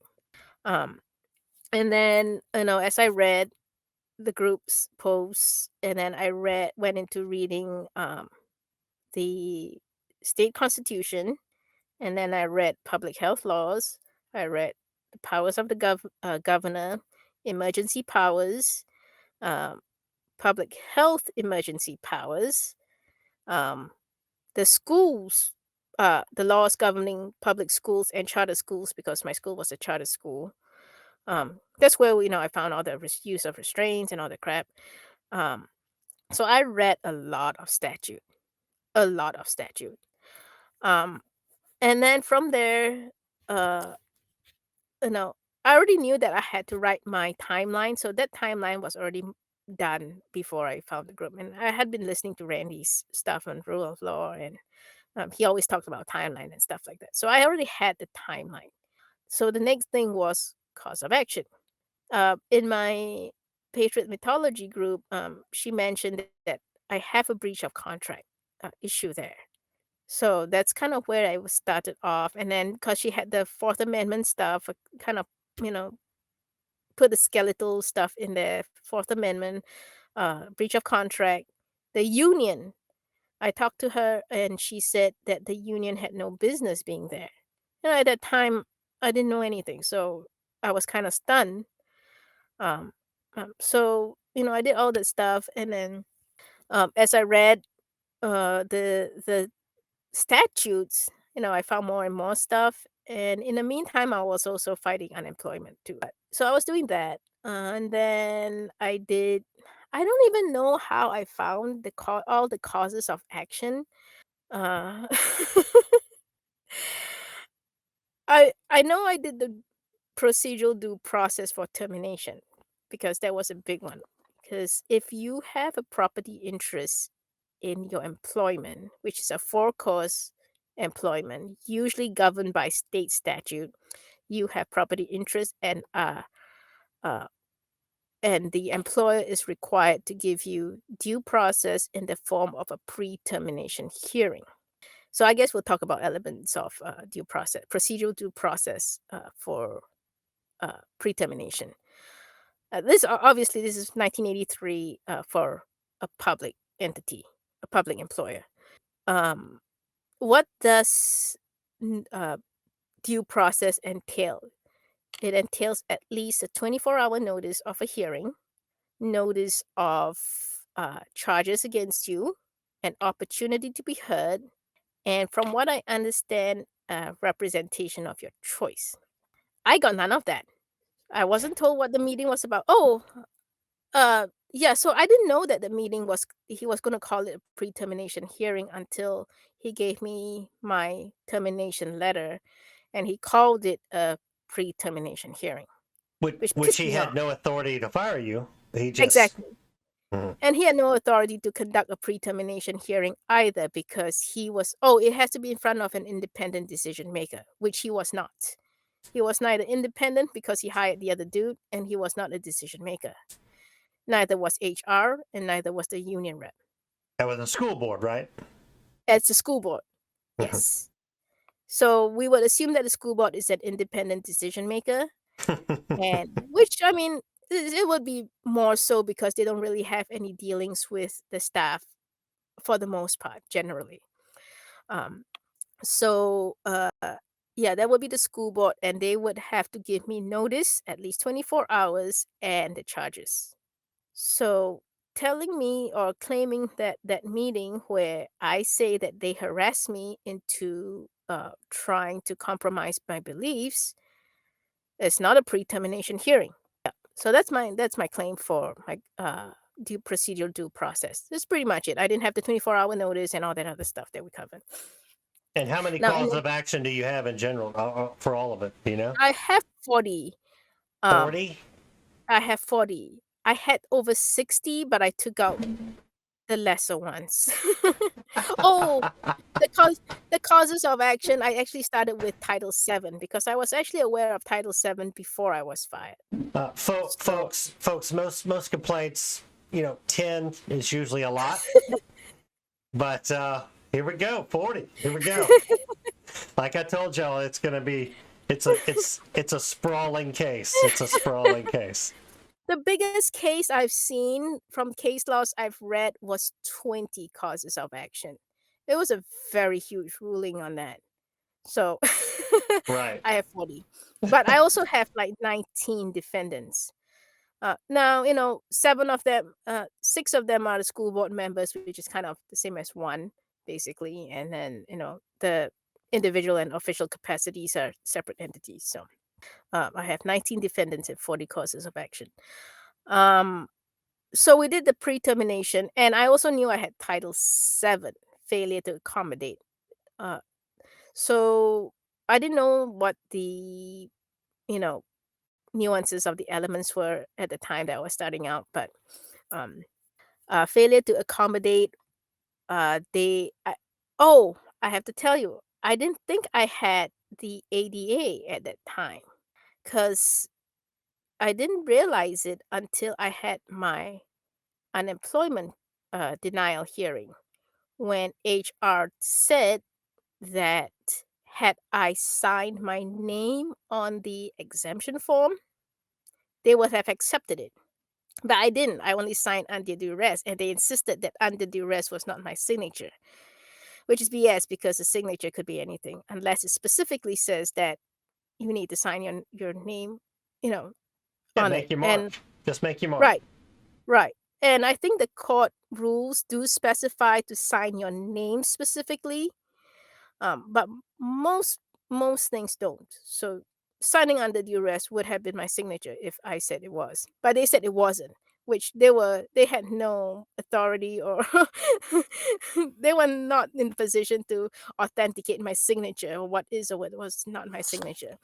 So I alleged that I was the only one who they decided to impose uh, more requirements to comply because I believe that I was the only one that they attempted to authenticate the signature. Excuse me. Bless you. Thank you. So yeah, so that was one thing, but also that she said that had I signed my name on it, they would have accepted it, and I was pissed. I was like, that lying bee. She didn't say that at all. I was pissed and I was fuming to my husband. She didn't say anything like that. No one said anything like that. I would have signed my name next to it if they told me. And I stewed about it. I stewed over it. I was like, oh, you know what? They didn't give, maybe she did tell me to sign my name, but I didn't hear it because they didn't give me a written version of that important note that I needed to comply with. So that's my ADA claim. It's a very simple ADA claim that they didn't Nice. provide me a written version of, the Nice. important points, which led to adverse employment action, which is termination. So my ADA claim has really nothing to do with the vax itself. Actually, all my claims really have nothing to do with the vax itself. It has to do with the periphery issues demanding private medical information, which is prohibited by the state law, um, unreasonable search and seizures, which is applicable to civil cases in an employment um, situation. I think it applies to some other civil cases as well, but my research is mainly on employment. Um, and I allege that I have a reasonable expectation of privacy um, as a condition of my employment, public employment, and that includes my religious beliefs, which have nothing to do with my essential job functions as a math tutor, and also my medical information, including the date, location, and type of vaccine received, and birth date, which is none of their business. Right. So I don't think anyone has made this claim yet. I have seen a Fourth Amendment search and seizure cause of action in one of these vax cases, but I've not seen it to that level of detail. So I think I'm probably the only one who has made this argument. So I'd like to see how they overcome this argument. And then we also go into there is no rational basis for them needing to know that level of detail, um, both in terms of demanding the detail and demanding that I use the exemption form, because if their state compelling interest is to control the spread of COVID, the kind of paperwork or forms I use is irrelevant to the spread of COVID. The Exactly. Exactly. details of any vaccine that I may have received, including the date, location, and type received, is irrelevant to the spread of COVID, assuming it works, which the vax rule itself admits that it doesn't work. So there's no rational basis for that. And I also argue that there is no rational basis for the vax rule itself because it administratively exempts hundreds of thousands of students, even if it did work, which they say it doesn't work. And I copied this from the Navy. I think it was a Navy SEAL case in the second circuit. I forget which circuit it was, but um, there was something to that effect. I think I remember reading that one. Yeah, Yeah, that was a that good sounds one. familiar. That was a good one. So I kind of used that as a template that there was no rational basis for them to require um, employees of a K-12 institution to be vaccinated, quote unquote, when it exempted all students who comprise of most of the student body population anyway, or the school population. Um, we'll see what happens. The court has been eager to dismiss all my claims. I can imagine. And what else? Yeah, so I found, so I was writing my complaint, and that was maybe a year into research and stuff, and I was happy with it. I was so sure I was ready to file my suit. And then I read, someone brought up something. I forget what it was, but it was Iqbal, I think, or Yeah, Iqbal it was versus about Twombly. yeah, yeah, it was it was something to do with the conspiracy. I don't know if it was Iqbal or Twombly, but it was something about Ashcroft conspiring with the prison guards or something like that. Yeah, Um, and that's the Muslims that sued Ashcroft about yeah, religious discrimination. yeah, I I, think it's Iqbal based on the name is probably I, I, Iqbal. I think that's right. Yeah, so I had a conspiracy against rights because I think Alphonse had something somewhere. I copied it off of someone. So I had a conspiracy against rights.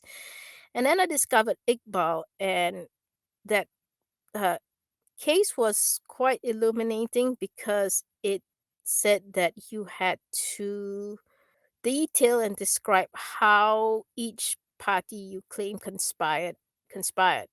Um, and I was actually able to find the pleading for that case, Which was a which helped them. huge expansion in that realm. Like before Yes, that case, they used that case to favor the government, and and that was the result of it, is making it harder to bring these claims.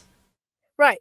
But yeah, so, yeah, I don't know what was before. So, but that really opened my eyes to the deficiencies of my complaints. So I was like, oh, I really need to detail the stuff. Um, so I actually went step by step. Kate Brown said this, the OHA acted on it, which resulted in the school implementing it and quoting the rule, and the governor, which resulted in my final loss of my property interest and my vocational choice, which is actually also a liberty interest. Um, I didn't really know about that till much later on. Actually, vocational uh, vocational choice is a liberty interest in the Ninth Circuit. I'm not sure if it's the same in all circuits. I think it's not, but I'm actually going to use that as a substantive due process claim, which I left out. um, and before I was thinking of doing a substantive due process claim for the vax, but those claims have all been dismissed. But I think if I do a substantive due process claim for vocational choice because the vax rule barred me from um, the entire K-12 industry, that's a vocational choice issue. And I'm going to bring that up just to throw another wrench in there. I love it. I love it. Give them hell. Give them hell. So that's not in my claim, but I'm going to add that in, assuming I ever get to amend my complaint. Um, so I have the ADA, which has nothing to do with the vax.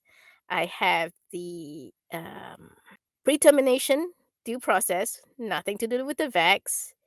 And then there's a stigma plus where they publicized my name, stigmatizing me, and I was deprived of vocation. That's actually an element. So it's not just a job, but vocation. So I have a due process stigma plus in there. Nothing to do with the vax directly. That's a new one on me. Yeah, it's not really used because you have to be denied your uh um vocation Vocation. Yeah. basically. Yeah, it's Hmm. not just a job. So you know, a lot of cases that got dismissed under with these vax cases, um, the judge always said, you know, you can always get another job.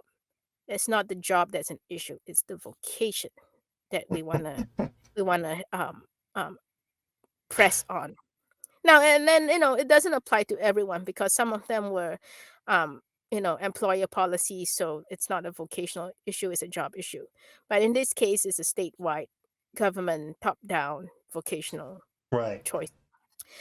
Um, so where was I? So I have Title 7, and then I have religious discrimination because I said uh I found out from one of the teachers that she crossed out parts of that exemption form, and Oh. she wasn't fired. She told me that. I asked her. So now she did say that she couldn't really remember, and that's the best she could remember. She crossed it out. So, um, and she's Christian, so that would be religious discrimination because disparate treatment at the same location. That's a big deal. Same time and same location. That's a big deal Over the same issue. over the same issue. Hmm. Also, there was another teacher who told me he didn't sign his exemption form. He wasn't Oh. fired. Well. Again, yeah. Another Christian. Yes. Vocally Christian. Uh, uh, a member of the local church is one of the claims that I say they use in their screening tactics. So he's a member of the local church. Um, So I have those two examples in my complaint, and that's the most important thing. It has to be same situation, same location, same employer, same time frame. Because if you're, you know, this time frame and a different time frame, it's not going to stick. Maybe it might stick, but that was what I read in case law. It's certainly helpful.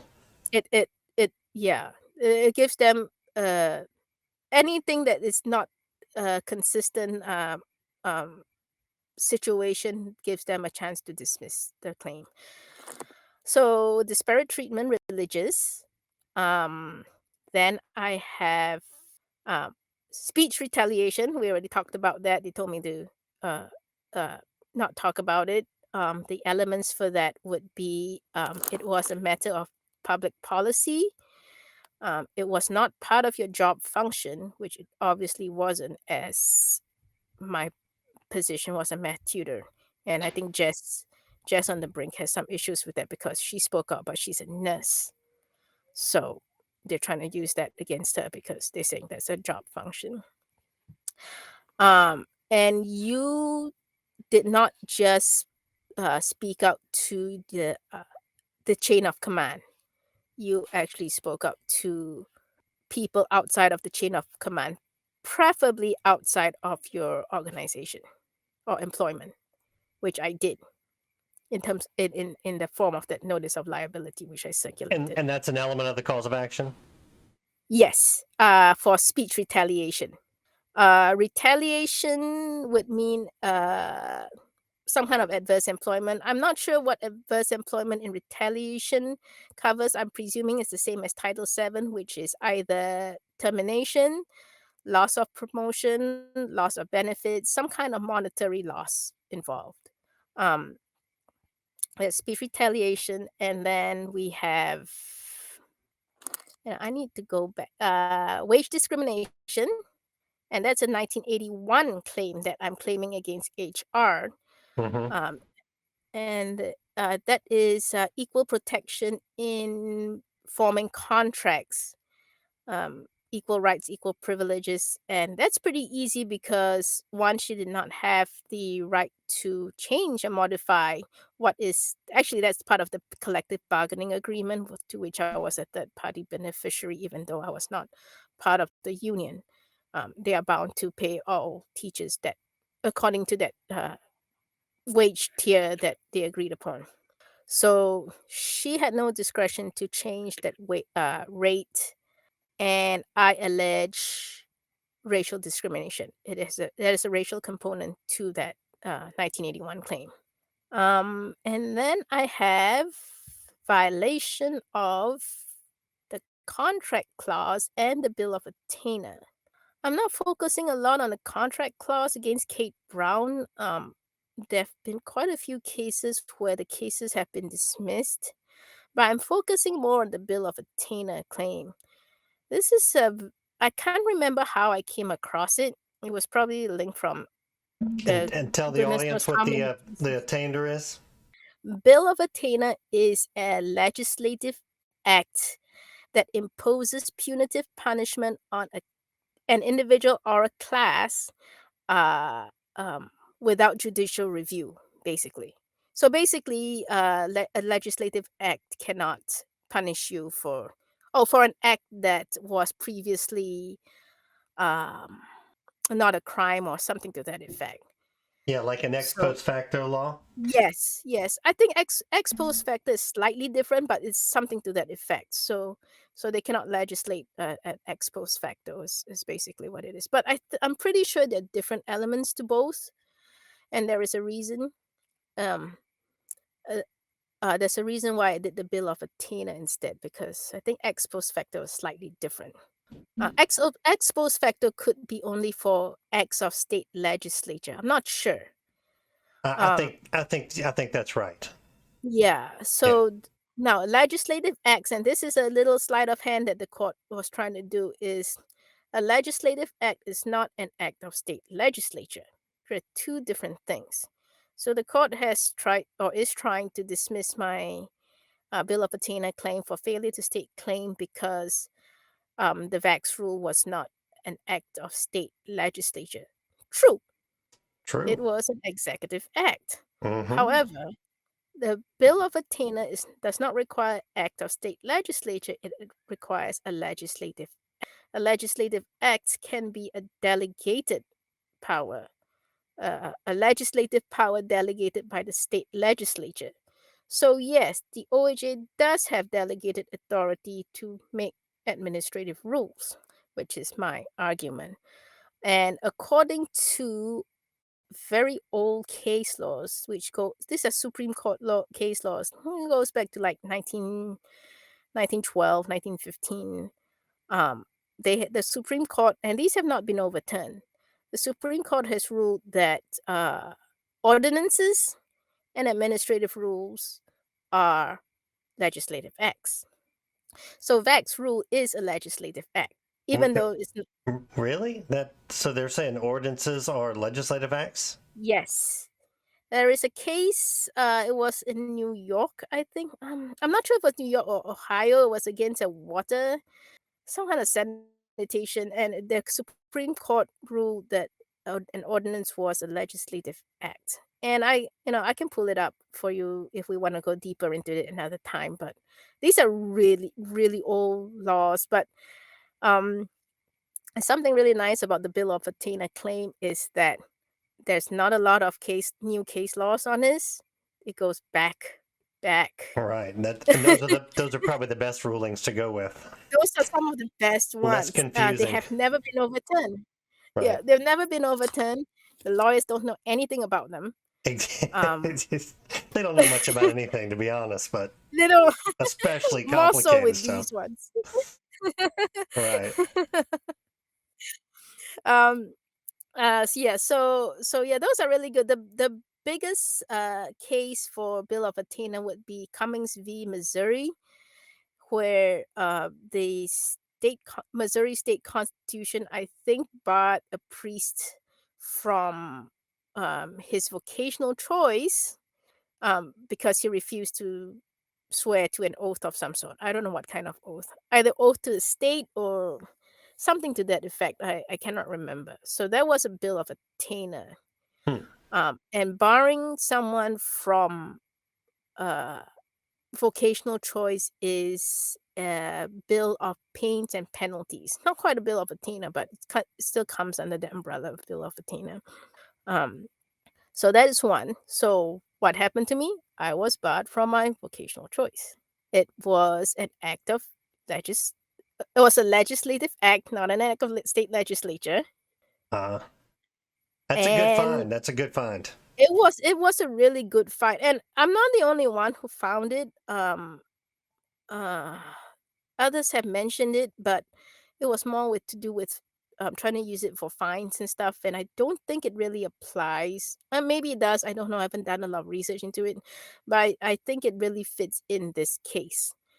And no one that I've seen has used this cause of action for the vax. Um, I would really like to see them try to dismiss this because it is so out there, but it fits. Well, as long as you're not going against the narrative of the vax or whatever, then they'll probably let you move forward on any of those causes of action, as long as they can separate the narratives. It's not, yeah, exactly, but it's not going against the narrative. It doesn't have to do with the vax itself. Right, right. That's why they're going to allow that Right. to go forward. Yeah, Maybe. I mean, yeah. the magistrate is trying to dismiss it, but we'll see what the judge affirms or not. The If not, we go to magistrate's the ninth. probably going, "Oh, great! Now I got to go do work. I got to go find out what this bill of attainder is now."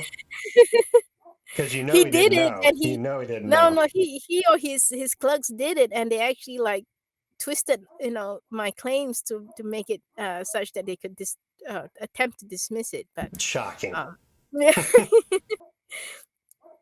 So, it targets a class of people, which is K-12 employees.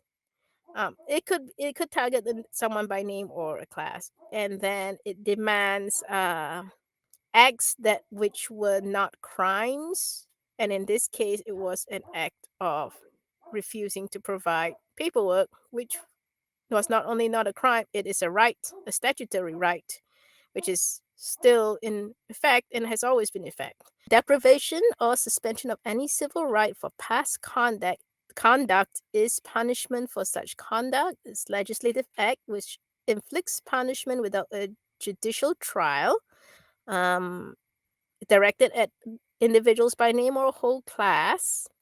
And then so here it says that it required priests, this is Cummings v. Missouri, it required priests and clergymen in order to continue in the exercise of their profession, um, to subscribe to an oath that they had not committed certain designated acts, which some of which at that time with heavy offenses with heavy penalties, and some acts which were innocent in themselves. So in our case, the act of not producing the paperwork is definitely not a crime, but a right, a statutory right. Um, so the clauses presume that priests and clergymen are guilty of acts specified and adjudge the deprivation of their right to teach, to preach or teach, unless the presumption must first be removed by the expurgatory oath. They assume the guilt and adjudge the punishment conditionally. So I took this and I just paraphrased it. The VAX rule presumed that K-12 employees were guilty of being COVID spreaders, something to the effect, spread COVID, unless and adjudge uh, deprivation of their right to teach, unless the presumption was first removed by the production of proof of facts or having an approved exemption. They assume guilt that these teachers are um, causes of COVID spread and adjudge the punishment of barring them from vocational choice. Nice, So, nice, very so nice. pretty much it's a copy and paste, and like I said, the Jester syllabus is pretty much what I used, and I just paraphrased it to fit it into my case, basically. And if anyone wants to read into that, like I say, the website is pretty good, and that's what I used. And then, with the definition of legislative acts and stuff, then I really had to dig for the other cases where it talked about ordinances and administrative rules and stuff. Yeah, that That that was can that was that can that yeah. can get a little complicated along the way. Yeah. Yeah, that's more nuanced, and that was at the 12p6 stage rather than the pleading stage. So I actually really I'm just pins and needles on the bill of attainder claim. So I have a separation of powers claim under the state constitution, but I'm not quite sure how to make it into a 1983 claim. I think it's going to be dismissed, and I might need some help um, from the group or Yeah, Randy or something. I'd have to think about that one. But Yeah, but it's a worthy cause of action.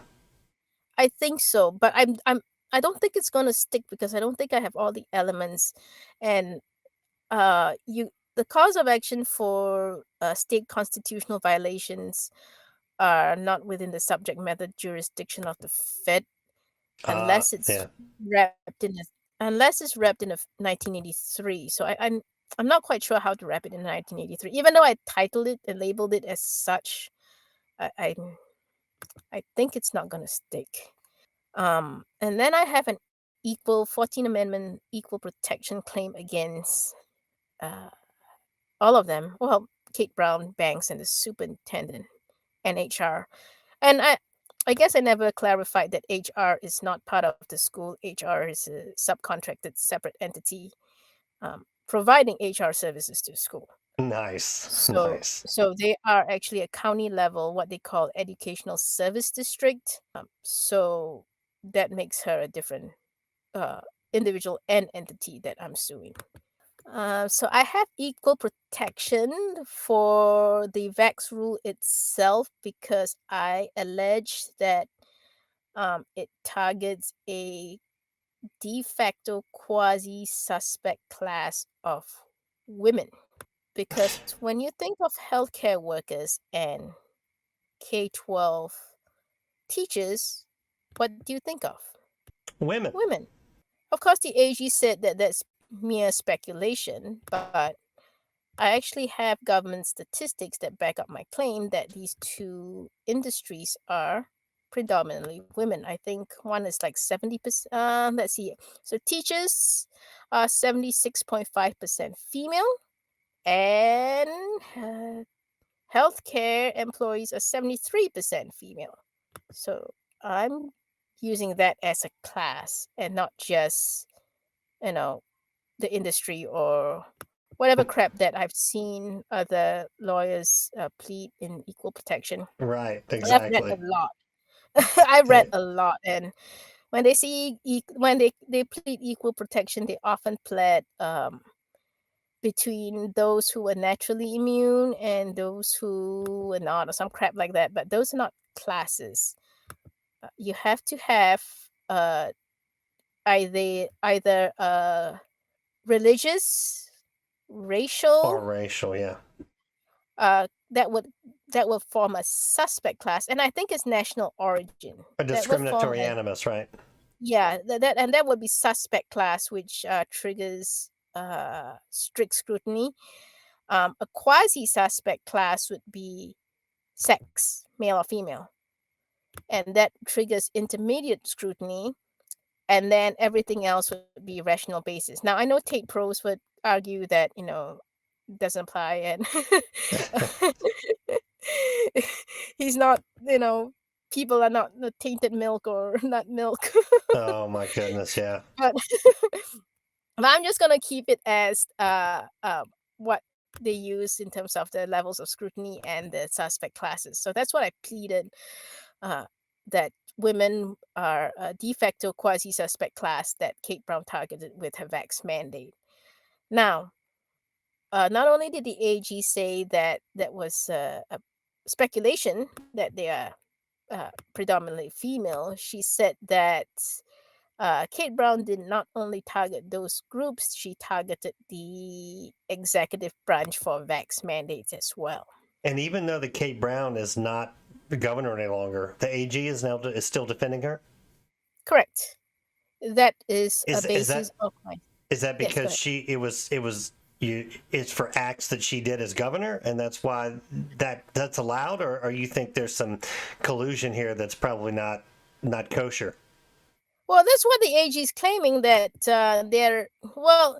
That's the thing. The AG actually, or assistant AG, actually filed a declaration with her appearance for Kate Brown that she was appearing under the Oregon Tort Claims Act and the powers of the Attorney General. The ORS for the powers of Attorney General, which she quoted, was totally irrelevant. Like it was totally misquoted. So I wouldn't even like quote that. And then the other one, the Tort Claims Act, is suspect because the Tort Claims Act immunizes public officials in the performance of their duties for acts of negligence or you know something arising out of the performance of their duties. But my claims against Kate Brown are acts outside the scope of her duties. So I do actually have another petition for declaratory judgment in state court ongoing right now to uh, rule or decide whether or not the AG has the authority to Representative. defend Kate Brown Hmm. in this case. We'll see. Well, they I imagine that's happening because the state has a narrative to protect. Yes, but do they have the authority to Well, well, to defend her? I don't think so. when have we seen our government officials follow the rules? So the What last for my we had authority? a We don't need hearing. authority. Yeah, we had a hearing for this case already, and the AG said that it is the practice of the AG's office to come in and defend public officials when they are sued in their official and individual capacities. Well, your practice doesn't mean that it is Lawful. lawful, right? We shall see. Um, I wish we could get it ruled sooner, but because of my surgery, I had to push stuff out. But the judge did say that he is going to, after we file our closing arguments, he will rule by mid July. So I'm not So sure. so you're in. Yeah. I watched the tail end of that hearing the other day. I didn't see it till it was almost too late, but I saw the tail end. The judge seemed that he was interested in hearing your claims at least. And I are think you so. in trial? Is that where you are? Where are you at? So, so because we both agreed, it was stipulated that there was no facts in dispute. It was clear. This whole case is just a matter of law.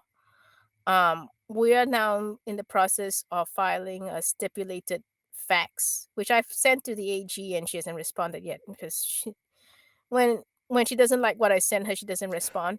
So, Yeah, I know how that is. but there's a deadline because we have another hearing on the 18th of next month. But the stipulated facts, and basically, what I did was I pushed for discovery. And I kind of knew that it wasn't going to fly because there really wasn't anything to discover. And I do agree that it is a matter of law and not factual dispute. But I pushed it anyway because, one, I wanted to remind them that, especially Kate Brown, that I was thinking about her, and I sent her a subpoena. Oh, we'll get into that because there was a whole, you know, the AG made such a big fuss about me mailing my default motion to Kate Brown directly. I remember. Yeah, and she was harassing me like crazy. And then before my Fed hearing for this, it was just a stupid hearing. Um, she filed this stupid motion, which was a whole bunch of motions in one. It wasn't labeled anything. It was just like, motion for protective order, and then she just made a big bunch of claims in there. And one of the orders was that she wanted the court to prohibit me from directly contacting the defendants, which I never did. I only mailed Kate Brown the notice of motion for entry Well, of default. Well, you have that right. You're a pro se. You can which I talk to do. anyone. You can talk to I anyone. could, Yeah, I could, but I yeah. The didn't. lawyers are That's the bound by thing. that. That's the thing, but the fact is I didn't, which is what really pissed me off because the AG was trying to intimidate me into not contacting Kate Brown at all. And when I sent that default motion to Kate Brown, the AG specifically said that she wasn't representing Kate Brown at that time, although she expected to. Mm. So, yes, go ahead. You need to send me the copy of that protective order because they're trying to pull that on me in Chattanooga. So I want to see that. Oh, oh yeah, I can do that. I it's such a mess. It's ridiculous, but you can take a look at it. That is the pretty much the final straw, which led to my declaratory judgment lawsuit. In state court. So with that protective order, and this was, after she was harassing me about contacting Kate Brown, and then she filed so many motions, like, and then under local Oregon's local federal court local rules, you have to confer on each motion.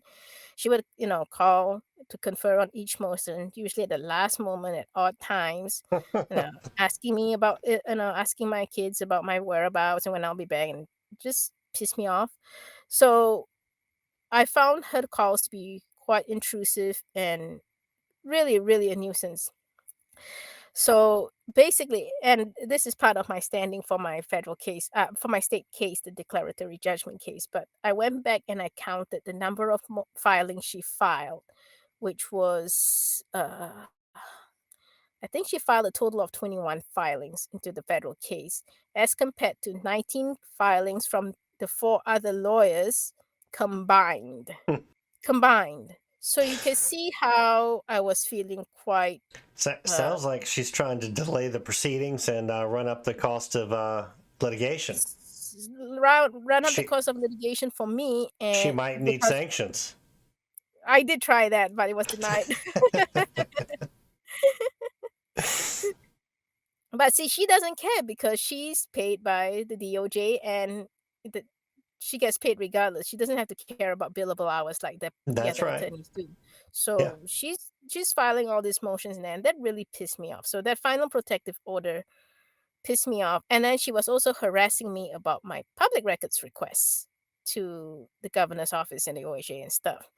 And she was insisting that I have to give her a copy notice. According to public records law, I have to give her a copy of my public record request if I know that it relates to the litigation.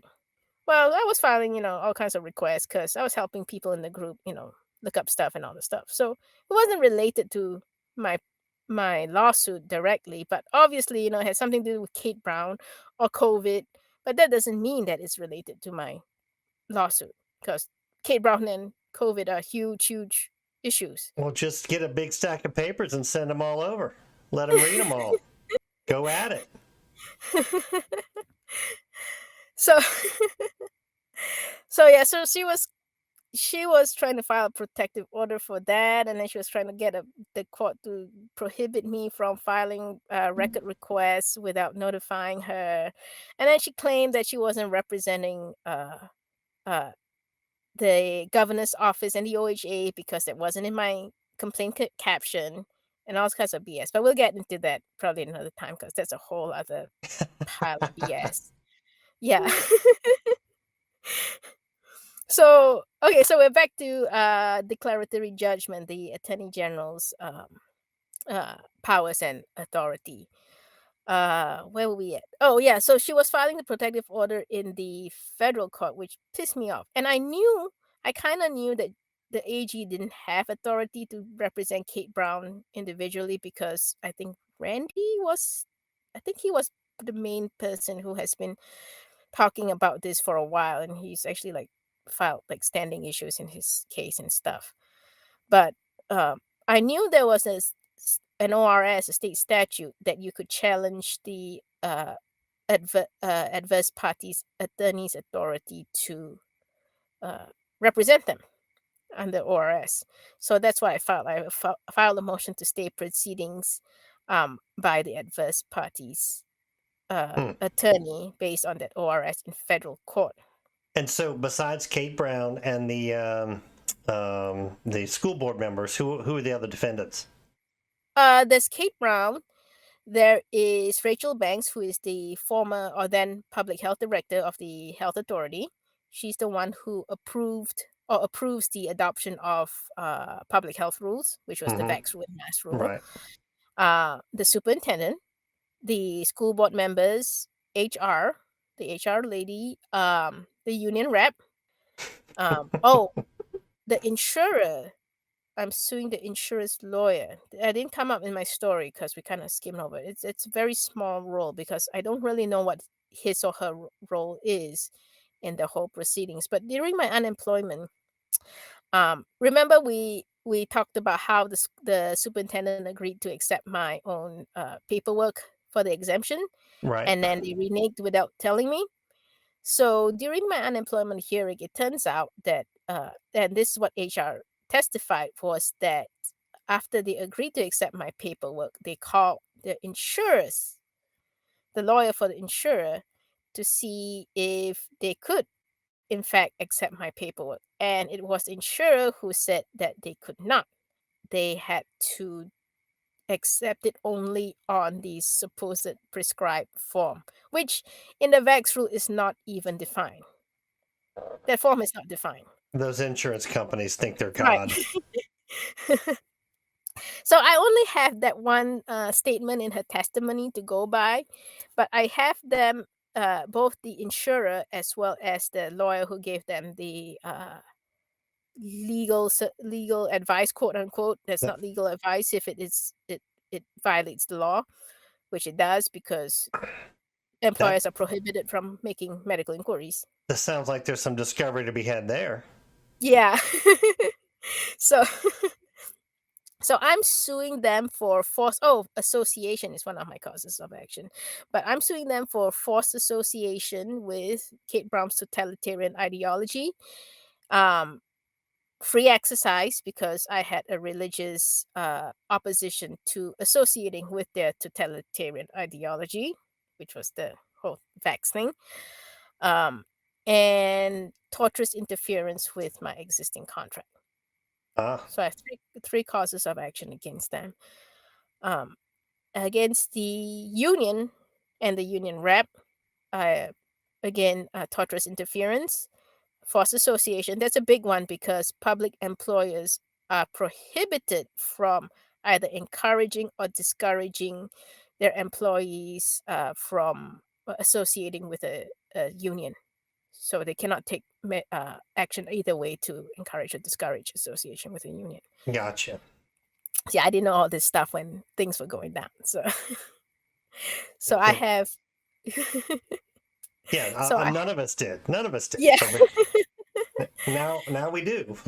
And apparently the school didn't know either because they did it No, no. wherever for, I don't know. So I don't know if, the lawyer told them that it would, they should bring in the union or it was just something dumb on the part of HR or the superintendent or who knows? Who knows what They were possessed just them? reaching for any authority that you might respect that they could run over you with, and Mm, they got maybe. themselves in trouble doing it. Maybe, yeah, that could be as simple as that, just as many people to intimidate me as possible. Right. Pretty much, maybe that's the crux of the issue. But so I'm suing him, and the union as well, 'cause, he was representing them. And then I am suing the unemployment office. We didn't get to that story, but I'm suing them for due process as well because once again, they're supposed to give you a pre-termination hearing, Hmm. which they did not. They denied me my unemployment without a pre-termination. Now I got 2 post-termination hearings, but I didn't get a pre-termination hearing. So I'm suing them for that. But I also found out like in the last week that you could actually um have the federal court review a case de novo if you had a bias trial or hearing. So I need to amend my complaint because my case was very biased. The administrative law judge um, basically accused me of misconduct. Now, this is even after the HR admitted that I was not fired because of misconduct, which is the crux of the matter for unemployment denial is But they misconduct. need that, cause of action to do some of the other things they've done to you. So without the misconduct, it's not going to work for them. See, I don't even know. That's what really pissed me off is that the school and HR spent so much time fighting me on unemployment. They could have just let me have it. They did not have to spend hours upon hours upon hours to fight me on that. So that is a big, big one. Why they did it? Once again, I have no idea. Look, yeah, a lot of the things these people do make no sense. Make Yeah, absolutely. If they'd have just relented up front, or said, "Hey, you know what? I'm sorry. We don't." None of us would know what we know now. But right. unfortunately for them, now we're educated, Now we know. and now we know. Now it'll never happen again Yep. on our Mhm. watch. So Yep. they did us a favor in some Mhm. aspects, but they also did themselves a great injustice by doing it. So, whatever. I was they could have accepted my exemption request. They have could given me a small settlement. Like I was thinking like, oh, $2 to $3 to $5,000 with a promise that I could be rehired after the vax rule was repealed. Um, I would have taken it. And then even after that, I would have probably not pushed it if they hadn't one, Right, publicized my name, and right. two, denied me my unemployment. That really pissed me off. They're just arrogant bullies. That's all they are. I Arrogant don't even bullies. get it Criminals. because Arrogant bully criminals. yeah, I every now and then I just talk to my husband about this. They could have just given me my unemployment, and they would have put in so much less work to not doing anything and just granting me the unemployment instead of fighting me on that. But okay, anyway, so I'm suing the unemployment office too for due process. But as we know, it's immune under 11A, so I only have a declaratory and injunction against them for that. And I really didn't really care to sue them, but based on ORS, I found out that I couldn't use the proceedings from an unemployment case in another case unless they were a party to sue. That's why I sued them. There you But go.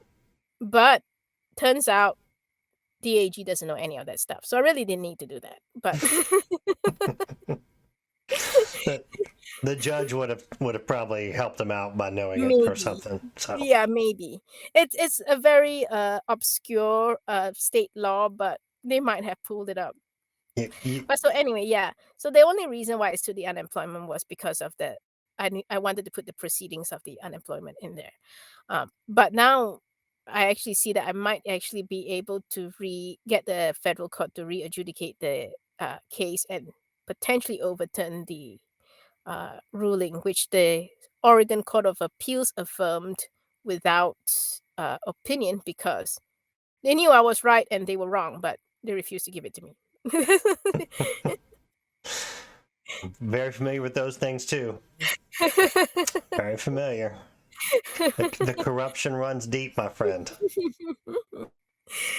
So so yeah, so those are the all the defendants in my case. I guess I should have summed it up much earlier on, but those are the defendants. So where we at?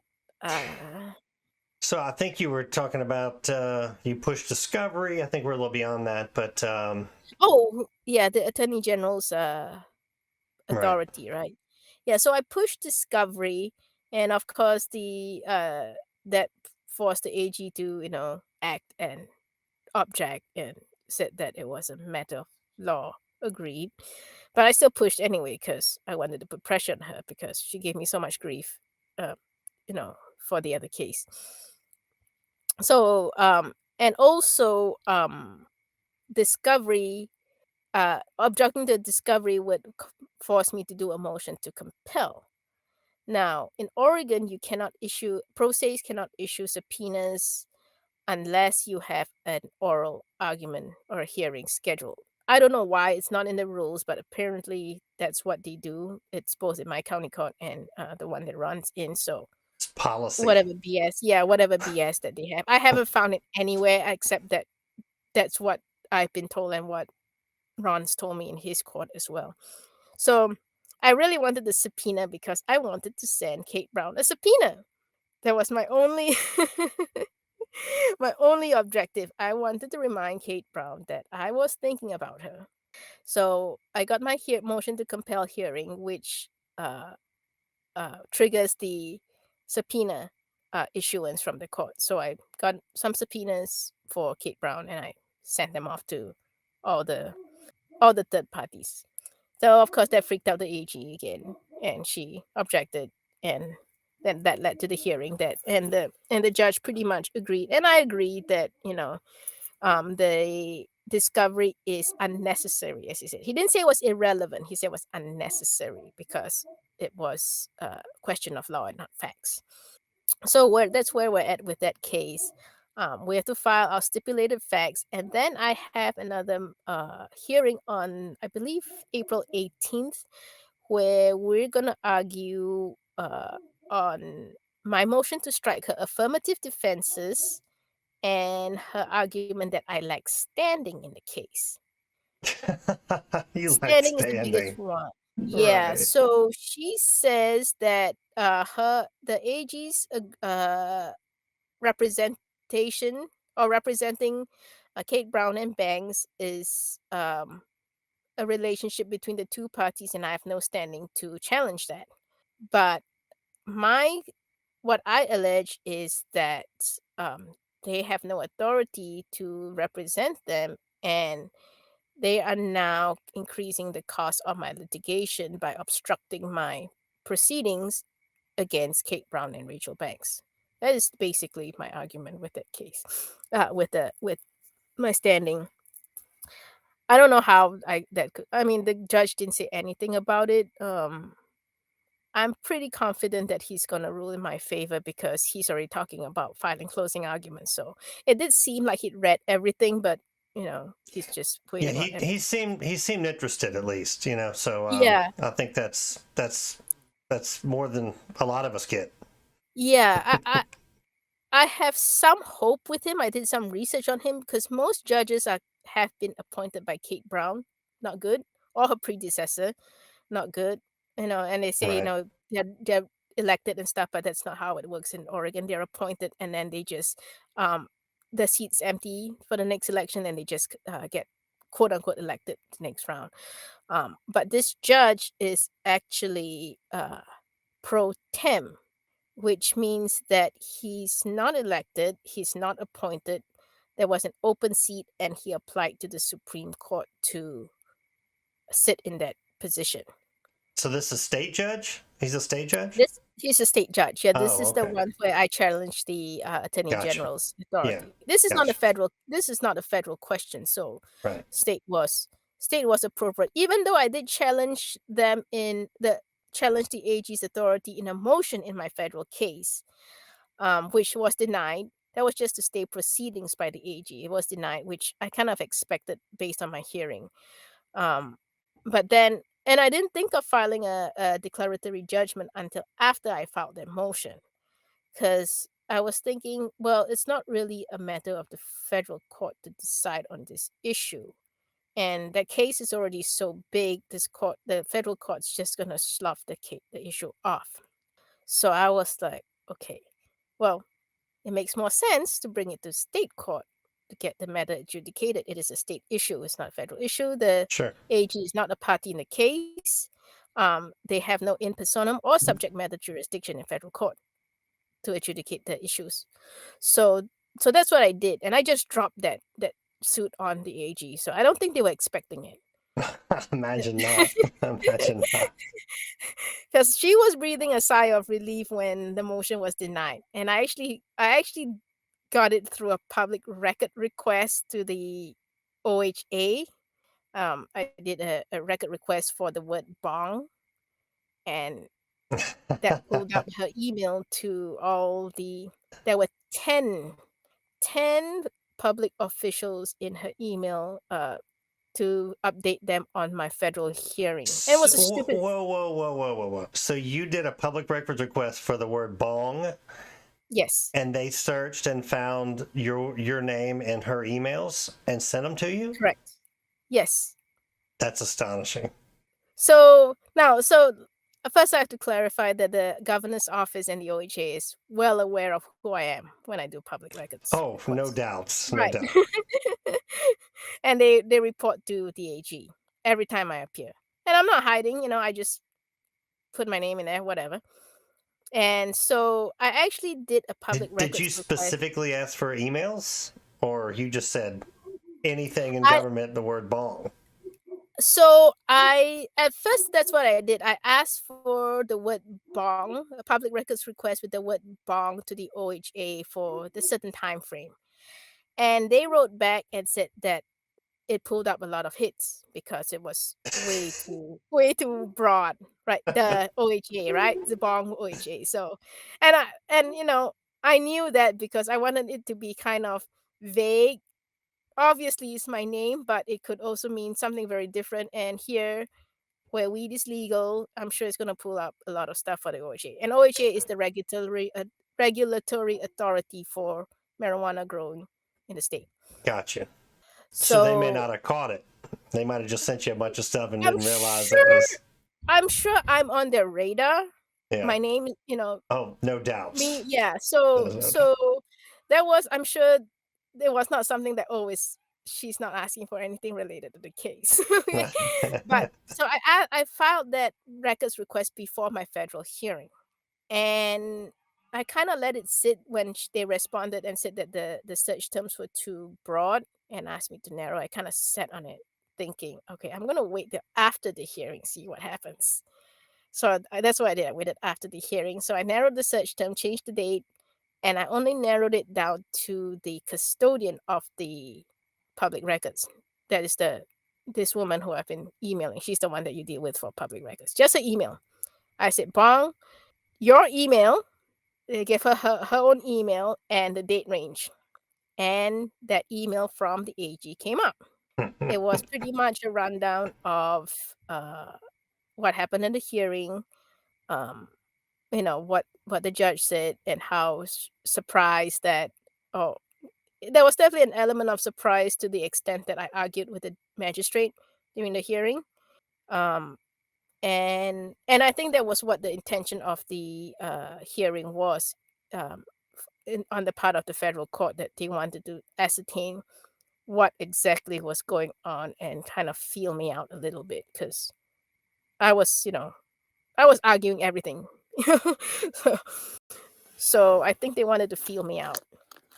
So apparently they all, got a feel of me, and so the AG reported to these 10, at least 10 public officials, reporting that the hearing was interesting.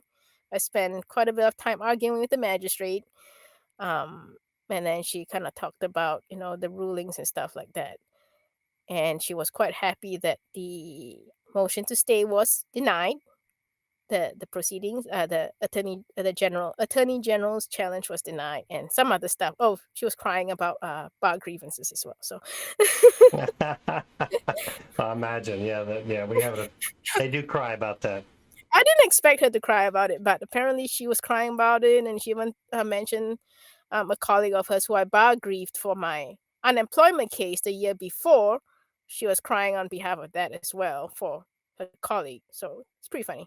I mean, we don't see anything happen when we do bar grievances, but the lawyers do complain about it a lot. So there must I be don't. something on Yeah, the back end I'm that's not sure hurting them. what it is. I'm not sure what it is because they don't need to have insurance. At least as a Yeah, that's the only they thing didn't, I can think of. Is that insurance rates go up.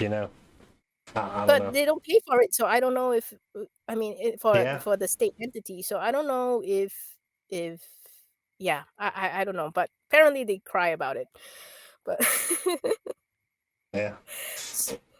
Well, Jill, we're 10 minutes away from 3 hours. I Okay. know, I know you want to probably get some sleep, but I'm not trying to rush you, but just want to, give you that. If we go over 3 hours, we're gonna have to go to three episodes. So we might just have to have you back to get into Okay. any other details. But if Sounds you good. if you want to wrap it up or give me if you have one or two more topics we can talk about, let's do that. Let's wrap up the Attorney General challenge, and then we'll do it. We'll do another Okay. session another time. So Okay. right now, so we have the AG reporting to 10 public high level public uh, officials or employees. Not Uh, defendants in the case, right? they're not defendants in the case. One is the general counsel for the current governor in the governor's office, plus all his higher level assistants. Um, there are higher level officers in the OHA watching the case. There are higher level officials in the unemployment office watching the case, and there are higher levels in the Department of Administrative Services. They're the ones who do all the admin stuff, and they do the state administer the state insurance for the state agencies. Mm-hmm. Uh, they're not defendants, but apparently they're watching too. Oh, they are also the ones who the whoever is sued individually has to contact and seek approval from before they can apply for representation from the Attorney General's office. So there are two agencies they have to apply to: the uh, DAS, Department of Administrative Services, and the Attorney General's office. That's my understanding of it. So they're watching that. Um, You would think if that many people are that worried about it, they would have settled the case. you would think so, but Yeah. uh, I I don't know. guess They they don't. think they're going to pull a win out. I don't know. Maybe maybe I don't even know why they want to. I mean, why do they care so much? They're immune under 11A, right?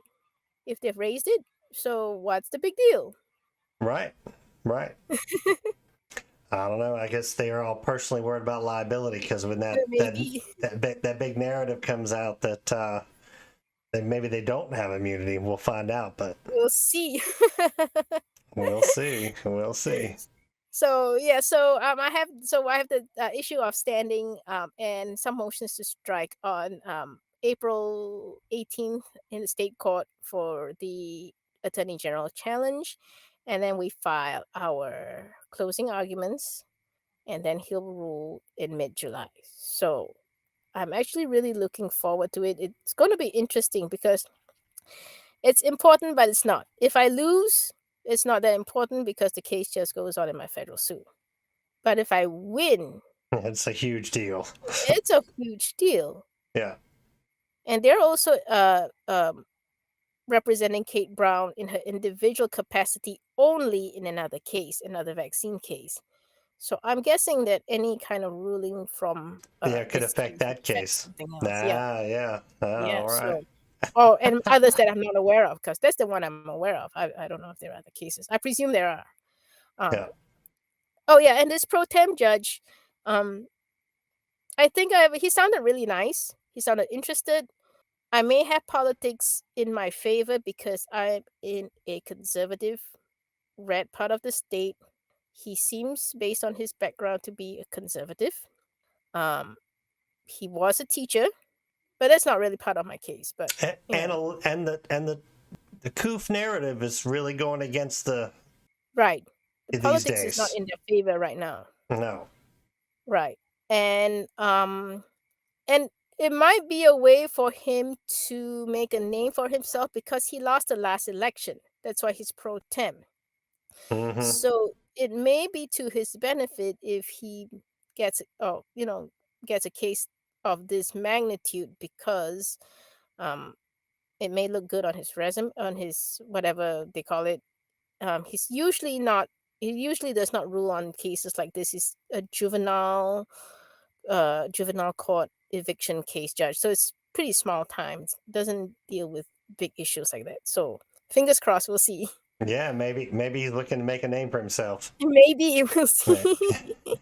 All right, Gary. I think the 3 hours was a good gauge of how long we were going to take today. Yeah, Um, you did it. You nailed it. That's what you said when we started. And I was like, oh, okay, all right, we'll see. We'll see. We'll see. I'm pretty good. I'm pretty good at gauging the time. Yeah, no doubt. No doubt. That chemical I've been engineering doing, training.